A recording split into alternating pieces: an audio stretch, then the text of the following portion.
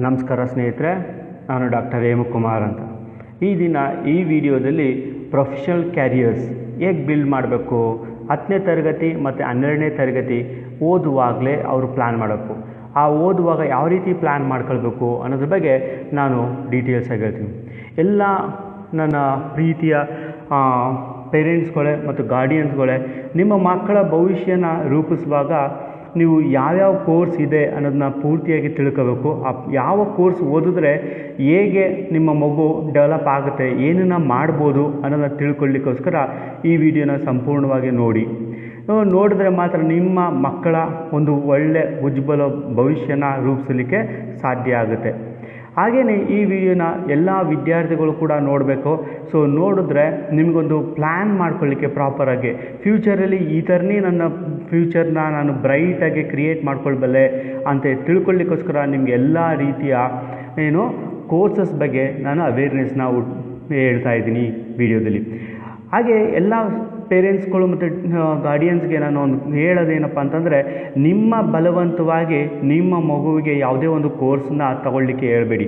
ಯಾಕಂದರೆ ಒಂದು ಮಗುವಿನ ಆ್ಯಪ್ಟಿಟ್ಯೂಡ್, ಪರ್ಸನಾಲಿಟಿ ಮತ್ತು ಇಂಟ್ರೆಸ್ಟ್ನ ಅರ್ಥ ಮಾಡಿಕೊಂಡು ಐಡೆಂಟಿಫೈ ಮಾಡಿ ಗುರುತಿಸಿ ನಂತರ ನಿಮ್ಮ ಮಗುವಿಗೆ ಈ ಥರ ಒಂದು ಕ್ಯಾರಿಯರ್ನ ಬಿಲ್ಡ್ ಮಾಡಬೇಕು ಅಂತ ಹೇಳಿ ನೀವು ಡಿಸೈಡ್ ಮಾಡಿಕೊಂಡ್ರೆ ಖಂಡಿತವಾಗ್ಲೂ ನಿಮ್ಮ ಮಗು ಒಂದು ಒಳ್ಳೆಯ ಸ್ಥಾನಕ್ಕೆ ಮುಂದೆ ಹೋಗುತ್ತೆ.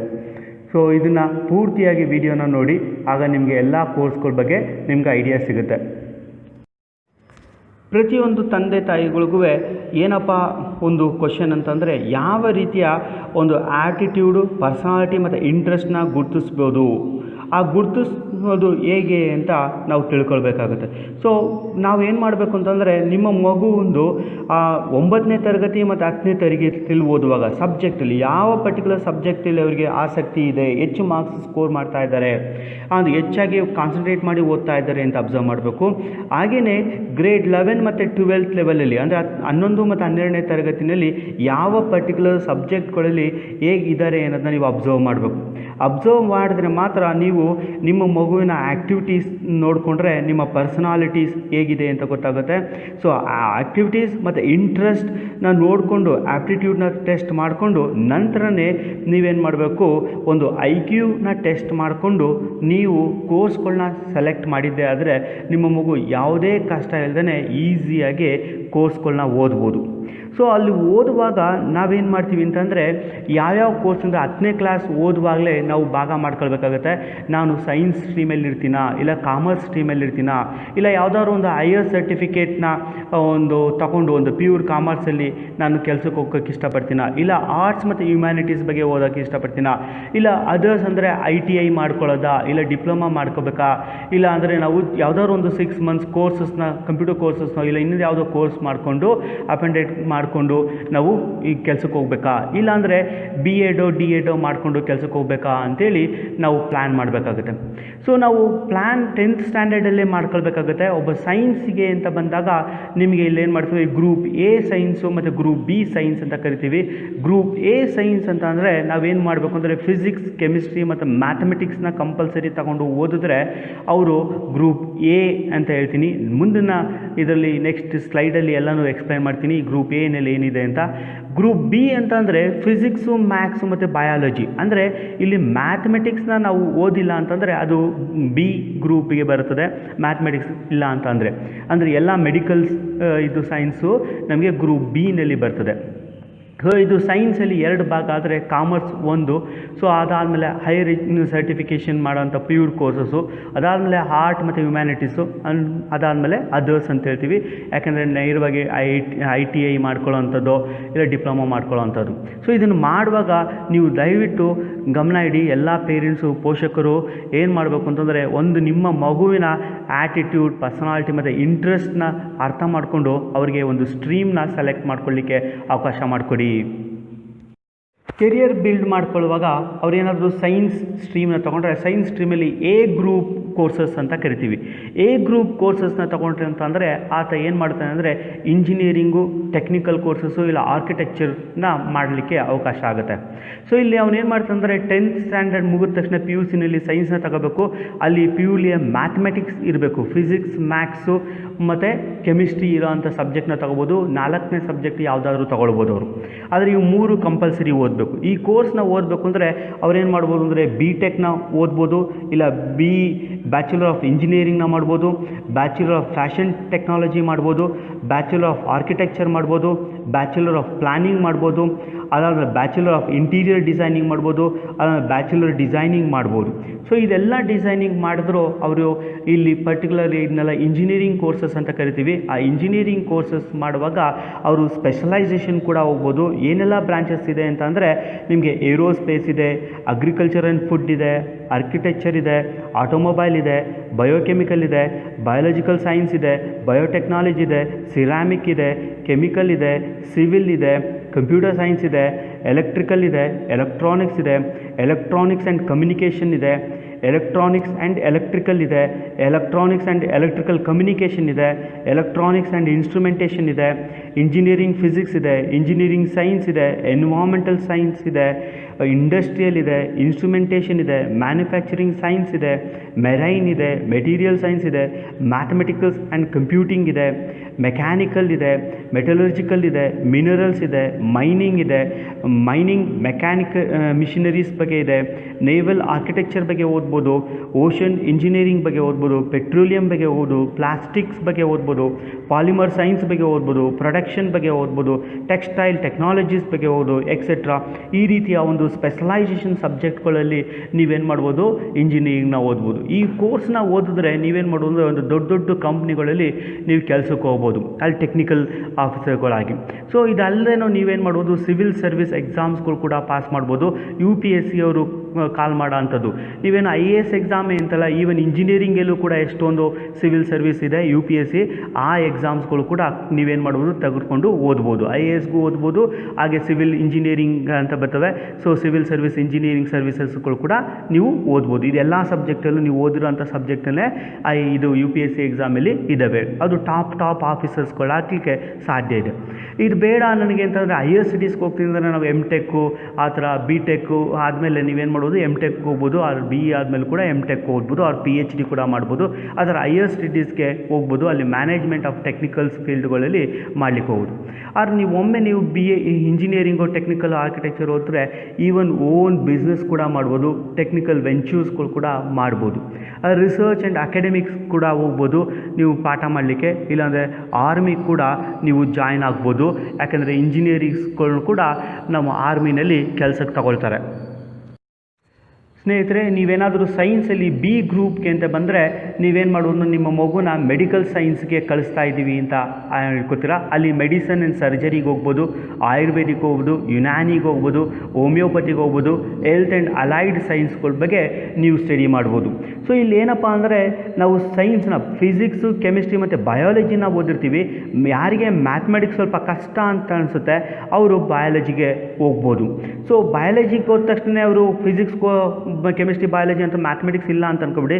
ಯಾವುದೇ ಸಬ್ಜೆಕ್ಟ್ಗೆ ಹೋದ್ರೂ ಮ್ಯಾಥಮೆಟಿಕ್ಸ್ ಬೇಕೇ ಬೇಕು. ಆದರೆ ಇಲ್ಲಿ ನಮಗೆ ಬೇಕಾದಂಥ ಕಷ್ಟವಾದಂಥ ಮ್ಯಾಥಮೆಟಿಕ್ಸ್ ಇಲ್ಲಿರೋದಿಲ್ಲ. ಸೊ ಇಲ್ಲಿದೆ ಬೇರೆ ರೀತಿಯ ಲೆಕ್ಕಾಚಾರಗಳನ್ನ ಇಟ್ಕೊಂಡು ಮಾಡ್ತಾರೆ. ಸೊ ಇಲ್ಲಿ ನೀವು ಮೆಡಿಸನ್ಸ್ಗೆ ಬಂದಾಗ ನೀವೇನು ಮಾಡೋದು, bachelor of medicine and bachelor of surgery ಮಾಡ್ಬೋದು, ಬ್ಯಾಚುಲರ್ ಆಫ್ ಡೆಂಟಲ್ ಸರ್ಜರಿ ಮಾಡ್ಬೋದು, bachelor of ayurvedic medicine and surgery ಮಾಡ್ಬೋದು, bachelor of Siddha medicine and ಸರ್ಜರಿಗೆ ಹೋಗ್ಬೋದು, bachelor of naturopathy and yoga ಸೈನ್ಸ್ಗೆ ಹೋಗ್ಬೋದು, ಬ್ಯಾಚುಲರ್ ಆಫ್ ಹೋಮಿಯೋಪತಿ ಮೆಡಿಸನ್ ಮತ್ತು ಸರ್ಜರಿಗೆ ಹೋಗ್ಬೋದು, bachelor of Unani medicine and ಸರ್ಜರಿಗೆ ಹೋಗ್ಬೋದು, BSc ನರ್ಸಿಂಗ್ ಮಾಡ್ಬೋದು. ಸೊ ಅದೇ ಥರ ಬ್ಯಾಚುಲರ್ ಆಫ್ ಆಪ್ಟೋಮೀಟರ್ಗೆ ಹೋಗ್ಬೋದು, ಅದೇ ಥರ ಬ್ಯಾಚುಲರ್ ಆಫ್ ಆಕ್ಯುಪೇಷನಲ್ ಥೆರಪಿಗೆ ಹೋಗ್ಬೋದು, ಅದೇ ಥರ ಬ್ಯಾಚುಲರ್ ಆಫ್ ಫಿಸಿಯೋಥೆರಪಿಗೆ ಹೋಗ್ಬೋದು. ಅದಾದಮೇಲೆ BSc ಟರ್ಮ್ ಕೇರ್ ಮ್ಯಾನೇಜ್ಮೆಂಟ್ಗೆ ಹೋಗ್ಬೋದು, ಫಾರ್ಮಸ್ಯೂಟಿಕಲ್ಸ್ಗೆ ಹೋಗ್ಬೋದು, ಡಾಕ್ಟರ್ ಆಫ್ ಫಾರ್ಮಸಿ ಮಾಡ್ಬೋದು, ಬ್ಯಾಚುಲರ್ ಆಫ್ ಫಾರ್ಮಸಿ ಮಾಡ್ಬೋದು, ಬ್ಯಾಚುಲರ್ ಆಫ್ ಫಾರ್ಮಸಿ ಇನ್ ಆಯುರ್ವೇದಿಕಲ್ಲಿ ಮಾಡ್ಬೋದು, ಬ್ಯಾಚುಲರ್ ಆಫ್ ಪ್ರೋಸಿಂಥಸಿಸ್ ಆ್ಯಂಡ್ ಆರ್ಥೋಟಿಕ್ ಮಾಡ್ಬೋದು, ಬ್ಯಾಚುಲರ್ ಆಫ್ ಆಡಿಯೋಲಜಿ ಮತ್ತು ಸ್ಪೀಚ್ ಲ್ಯಾಂಗ್ವೇಜ್ ಪಥಾಲಜಿಗೆ ಹೋಗ್ಬೋದು, ಬ್ಯಾಚುಲರ್ ಇನ್ ರಿಹ್ಯಾಬಿಲಿಟೇಷನ್ ಸೈನ್ಸ್ಗೆ ಹೋಗ್ಬೋದು, ಬ್ಯಾಚುಲರ್ ಆಫ್ ಸೈನ್ಸ್ ಅಗ್ರಿಕಲ್ಚರ್ಗೆ ಹೋಗ್ಬೋದು, ಬ್ಯಾಚುಲರ್ ಆಫ್ ಸೈನ್ಸ್ ಸಿರಿಕಲ್ಚರಲ್ಲಿ ಓದ್ಬೋದು, ಬ್ಯಾಚುಲರ್ ಆಫ್ ವೆಟರ್ನರಿ ಸೈನ್ಸ್ ಓದ್ಬೋದು, ಬ್ಯಾಚುಲರ್ ಆಫ್ ಫಿಶರಿ ಸೈನ್ಸ್ ಕೂಡ ನೀವು ಮಾಡ್ಬೋದು. ಇಷ್ಟು ರೀತಿಯ ಕೋರ್ಸಸ್ನ ನೀವೇನು ಮಾಡೋದು ಸೈನ್ಸ್ ಬಿ ಗ್ರೂಪ್ ತೊಗೊಂಡ್ರೆ ಓದ್ಬೋದು. ಸೊ ಇಲ್ಲಿ ನಿಮಗೆ ಕೆರಿಯರ್ ಏನು ಬಿಲ್ಡ್ ಮಾಡ್ಬೋದು ಅಂದರೆ ಸೆಂಟ್ರಲ್ ಮತ್ತು ಸ್ಟೇಟ್ ಗೌರ್ಮೆಂಟ್ ಸಿವಿಲ್ ಮೆಡಿಕಲ್ ಸರ್ವಿಸಸಲ್ಲಿ ಕೆಲಸ ಮಾಡ್ಬೋದು.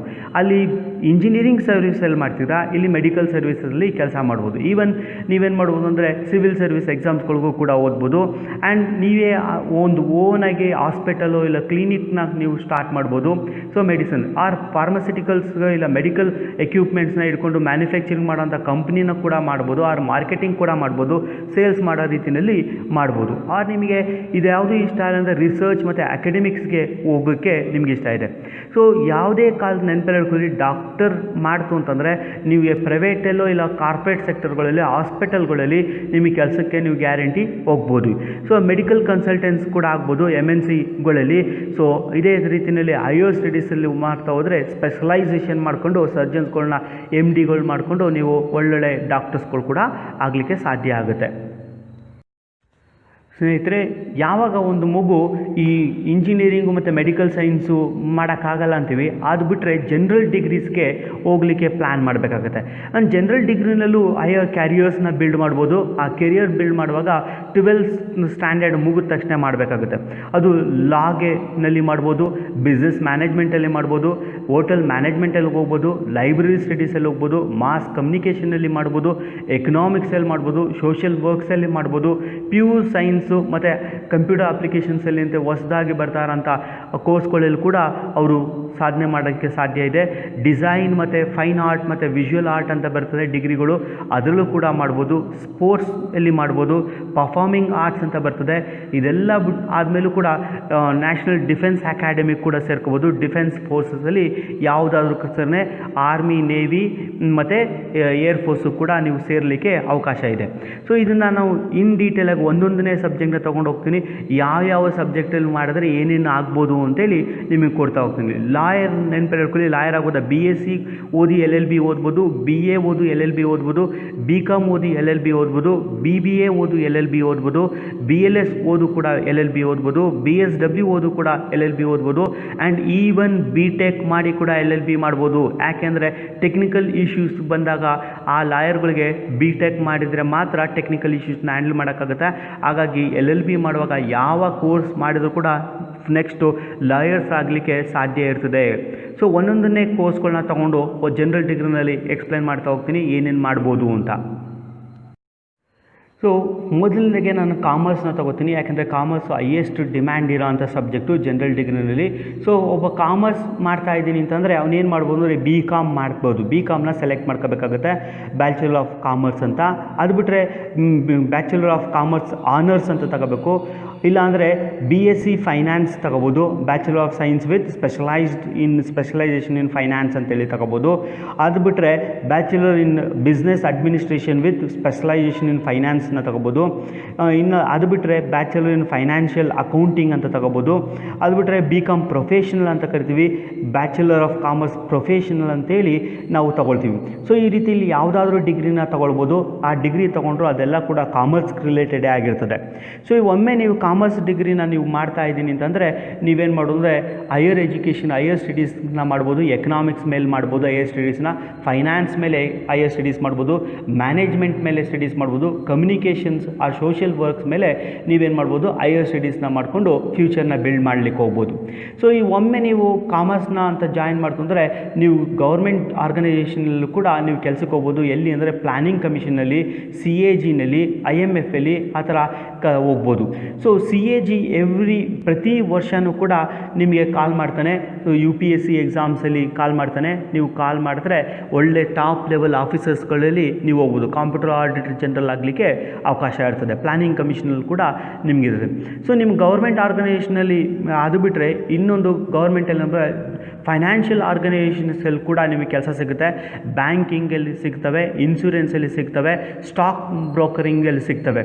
ಸೊ ನೆನಪಿಟ್ಕೊಳ್ಳಿ, ಪ್ರತಿ ವರ್ಷ 10 ರಿಂದ 12 ಇದು ಬ್ಯಾಂಕ್ ಅವರು ಎಕ್ಸಾಮ್ಸ್ನ ಕರಿತಾ ಇರ್ತಾರೆ. ನೀವು ನಿಜವಾಗ್ಲೂ ಕರೆಕ್ಟಾಗಿ ಪ್ರಿಪೇರ್ ಆಯಿತು ಅಂತಂದರೆ ಬ್ಯಾಂಕಲ್ಲಿ ಪಕ್ಕಾ ನಿಮಗೆ ಕೆಲಸ ತಗೊಳ್ಬೋದು. ಆದರೆ ಬ್ಯಾಂಕಿಂಗ್ಗೆ ಪ್ರಿಪೇರ್ ಆಗಬೇಕಷ್ಟೇ ಪ್ರಾಪರಾಗಿ. ಸೊ ಅದು ಬಿಟ್ಟರೆ ಅದು ಬೇಡ ಅಂತಂದರೆ ಕನ್ಸಲ್ಟೇಷನ್ ಆಗ್ಬೋದು, ಟ್ಯಾಕ್ಸೇಷನ್ ಮಾಡಲಿಕ್ಕೆ ಕನ್ಸಲ್ಟೇಷನ್ ನೀವೇ ಒಂದು ಇದನ್ನ ಇಟ್ಕೊಂಡು ಟ್ಯಾಕ್ಸೇಷನ್ ಮಾಡಲಿಕ್ಕೆ, ಫೈನಾನ್ಷಿಯಲ್ ಪ್ಲಾನಿಂಗ್ ಮಾಡಲಿಕ್ಕೆ, ಕಂಪನಿ ಲಾ ಮಾಡಲಿಕ್ಕೆ ಕನ್ಸಲ್ಟೇಷನ್ನಾಗಿ ಮಾಡ್ಬೋದು ಕನ್ಸಲ್ಟೆಂಟ್.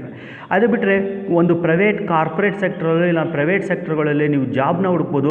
ಫೈನಾನ್ಸ್ ಮತ್ತು ಅಕೌಂಟಿಂಗಲ್ಲಿ ನೀವು ಜಾಬ್ ಹುಡುಕ್ಬೋದು. ಸೊ ಇದೆಲ್ಲ ಬೇಡ ಅಂತ ನಾನು ಏನು ಮಾಡ್ಬೋದು, ರಿಸರ್ಚ್ ಮತ್ತು ಅಕಾಡೆಮಿಕ್ಸ್ಗೆ ನಾನು ಹೋಗ್ಬೋದು. ಸೊ ರಿಸರ್ಚ್ ಆ್ಯಂಡ್ ಅಕಾಡೆಮಿಕ್ ಮಾಡಿಕೊಂಡು ಹೈಯರ್ ಸ್ಟಡಿ ಮಾಡಿಕೊಂಡು ನೀವು ಜಾಬ್ನ ಹುಡುಕ್ಲಿಕ್ಕೆ ಹೋಗ್ಬೋದು.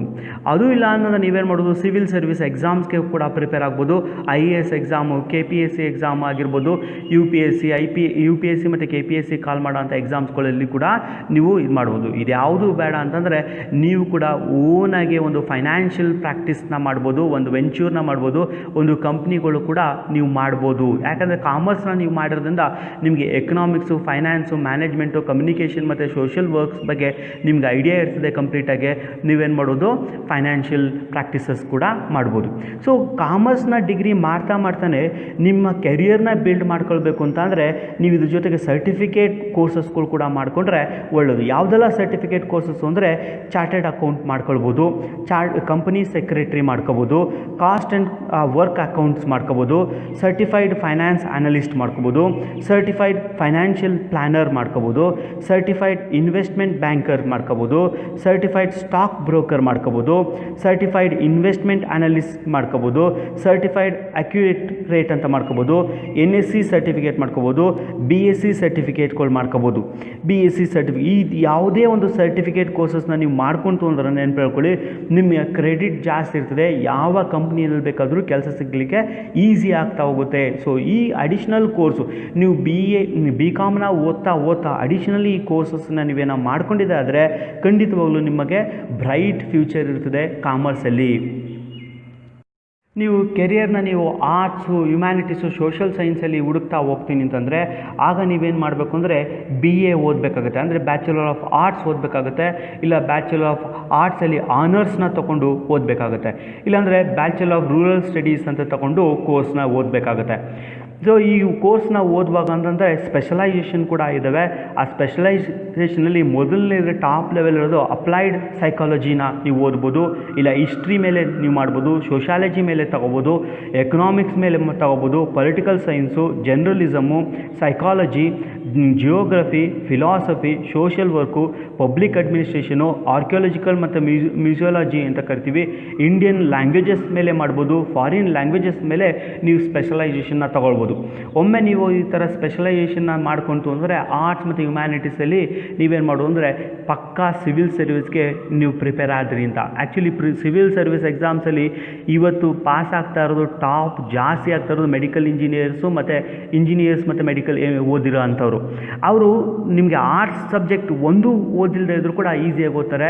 ಆದರೆ ನೆನಪಲ್ಲಿ ಇಟ್ಕೊಳ್ಳಿ, UPSC ಎಕ್ಸಾಮ್ ಮತ್ತು KPSC ಎಕ್ಸಾಮ್ಸಲ್ಲಿ ಯಾವುದ್ರ ಮೇಲೆ ಕ್ವಶನ್ಸ್ ಇರ್ತವೆ ಅಂದರೆ ಮ್ಯಾಕ್ಸಿಮಮ್ ಕ್ವಶನ್ನು 90% ಆರ್ಟ್ಸ್ ಮೇಲೆ ಇರ್ತವೆ. ಸೊ ಅದಕ್ಕಾಗಿ ಆರ್ಟ್ಸ್ ಸಬ್ಜೆಕ್ಟ್ನ ನೀವು ಸರಿಯಾಗಿ ಓದ್ಕೊಂಡ್ರೆ ಮಾತ್ರ ನೀವು ಸಿವಿಲ್ ಸರ್ವಿಸ್ ಎಕ್ಸಾಮ್ಸ್ನ ಪಾಸ್ ಮಾಡ್ಕೋಬೋದು. ಸೊ ನೀವು ಆರ್ಟ್ಸ್ನ ಓದಾದ್ಮೇಲೆ ನೀವೇನು ಮಾಡ್ಬೋದು, ಸ್ಟಾರ್ಟ್ ಮಾಡೋದು ಓನ್ ವೆಂಚೂರ್ಸ್ ಕೂಡ ಮಾಡಲಿಕ್ಕೆ ಸಾಧ್ಯ ಇದೆ. ಸೊ ನೀವು ಓನಾಗಿ ಯಾವುದಾದ್ರೂ ಕಂಪ್ನಿಗಳನ್ನ ಮಾಡಲಿಕ್ಕೂ ಸಾಧ್ಯ ಇದ್ದಾವೆ. ಓನ್ ವೆಂಚೂರ್ಸ್ಗಳು ಮಾಡಲಿಕ್ಕೆ ಇದು ಅವಕಾಶ ಇದ್ದಾವೆ. ರಿಸರ್ಚ್ ಮತ್ತು ಅಕಾಡೆಮಿಕ್ಸ್ಗೆ ಕೂಡ ನೀವು ಹೋಗ್ಬೋದು, ಇಲ್ಲ ಕಾರ್ಪೊರೇಟ್ ಆರ್ ಪ್ರೈವೇಟ್ ಸೆಕ್ಟರಲ್ಲಿ ಜಾಬ್ಗಳನ್ನ ಹುಡಿಕೊಂಡು ಹೋಗ್ಬೋದು. ಇದು ಯಾವುದು ಬೇಡ ಅಂತಂದರೆ ಹೈಯರ್ ಸ್ಟಡೀಸ್ನ ಮಾಡ್ಬೋದು. ಹ್ಯುಮ್ಯಾನಿಟೀಸ್ ಮೇಲೋ, ಮ್ಯಾನೇಜ್ಮೆಂಟಲ್ಲೋ, ಕಮ್ಯುನಿಕೇಷನಲ್ಲೋ, ಇಲ್ಲ ಸೋಷಿಯಲ್ ವರ್ಕ್ ಮೇಲೆ ನೀವು ಹೈಯರ್ ಸ್ಟಡೀಸ್ನ ಮಾಡ್ಬೋದು. ಸೊ ಇದಿಷ್ಟು ಆಗಲಿಲ್ಲ ಅಂದರೆ ಯಾವುದಾದ್ರೂ ಸರಿ ಗೌರ್ಮೆಂಟ್ ಜಾಬ್ಗಳಲ್ಲಿ ಕೂಡ ನೀವು ಜಾಯ್ನ್ ಆಗ್ಬೋದು. ಯಾಕೆಂದರೆ ಯಾವುದೇ ಗೌರ್ಮೆಂಟ್ ಜಾಬ್ಗೆ ನೀವು ಹೋದರೂ ಕೂಡ ಅಲ್ಲಿ ನಿಮಗೆ ಟೆಸ್ಟ್ಗಳನ್ನ ಇಡ್ತಾರೆ. ಆ ಟೆಸ್ಟು ನಿಮ್ಮ ಸಬ್ಜೆಕ್ಟ್ ಮೇಲೆ ಇರ್ತವೆ, ಹ್ಯುಮ್ಯಾನಿಟೀಸ್ ಸಬ್ಜೆಕ್ಟ್ಸ್ ಮೇಲೆ ಇರ್ತವೆ. ಸೊ ಇಲ್ಲಿಲ್ಲ ಅದು ಇಲ್ಲ ಅಂದರೆ ನೀವು ಕನ್ಸಲ್ಟೆನ್ಸಿ ಕೂಡ ನೀವು ಮಾಡ್ಕೊಳ್ಬೋದು. ಕನ್ಸಲ್ಟೆನ್ಸಿ ಆಫೀಸ್ ಕೂಡ ಮಾಡಲಿಕ್ಕೆ ಸಾಧ್ಯ ಇದೆ. ಸೊ ನೀವು ಲಾ ಬಗ್ಗೆ ಓದ್ತೀನಿ ಅಂತಂದರೆ ನೀವು ಜನರಲ್ ಸ್ಟಡೀಸಲ್ಲಿ ಲಾ ಕೂಡ ಆಗ್ಬೋದು. ಸೊ ಲಾಯರ್ ಆಗ್ತೀನಿ ಅಂತಂದರೆ BA LLB ಮಾಡ್ಬೋದು. ಅದು 5 ಇಯರ್ಸ್ ಕೋರ್ಸು, ಇಂಟಿಗ್ರೇಟೆಡ್ ಕೋರ್ಸ್ ಆಗಿದೆ. BCom LLB ಮಾಡ್ಬೋದು, BBA LLB ಮಾಡ್ಬೋದು, BLS LLB ಮಾಡ್ಬೋದು, BSc LLB ಮಾಡ್ಬೋದು, BTech LLB ಮಾಡ್ಬೋದು.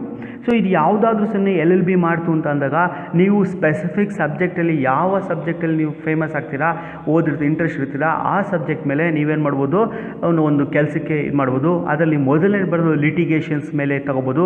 ಸೊ ಲಿಟಿಗೇಷನ್ಸ್ಗೆ ನೀವೇನಾದರೂ ಸ್ಪೆಷಲೈಸೇಷನ್ ಅದು ಕೆರಿಯರ್ನ ಇದು ಮಾಡ್ತೀನಿ ಅಂತಂದರೆ ಅಲ್ಲಿ ಎನ್ವೈರ್ಮೆಂಟಲ್ ಲಾ ಮೇಲೆ, ಸೆಕ್ಯೂರಿಟಿ ಲಾ ಮೇಲೆ, ಕಾನ್ಸ್ಟಿಟ್ಯೂಷನಲ್ ಲಾ ಮೇಲೆ, ಇಂಟಲೆಕ್ಚುವಲ್ ಪ್ರಾಪರ್ಟಿ ಲಾ ಮೇಲೆ ನೀವು ಏನಾಗ್ಬೋದು, ಲಾಯರ್ಸ್ಗಳಾಗ್ಬೋದು.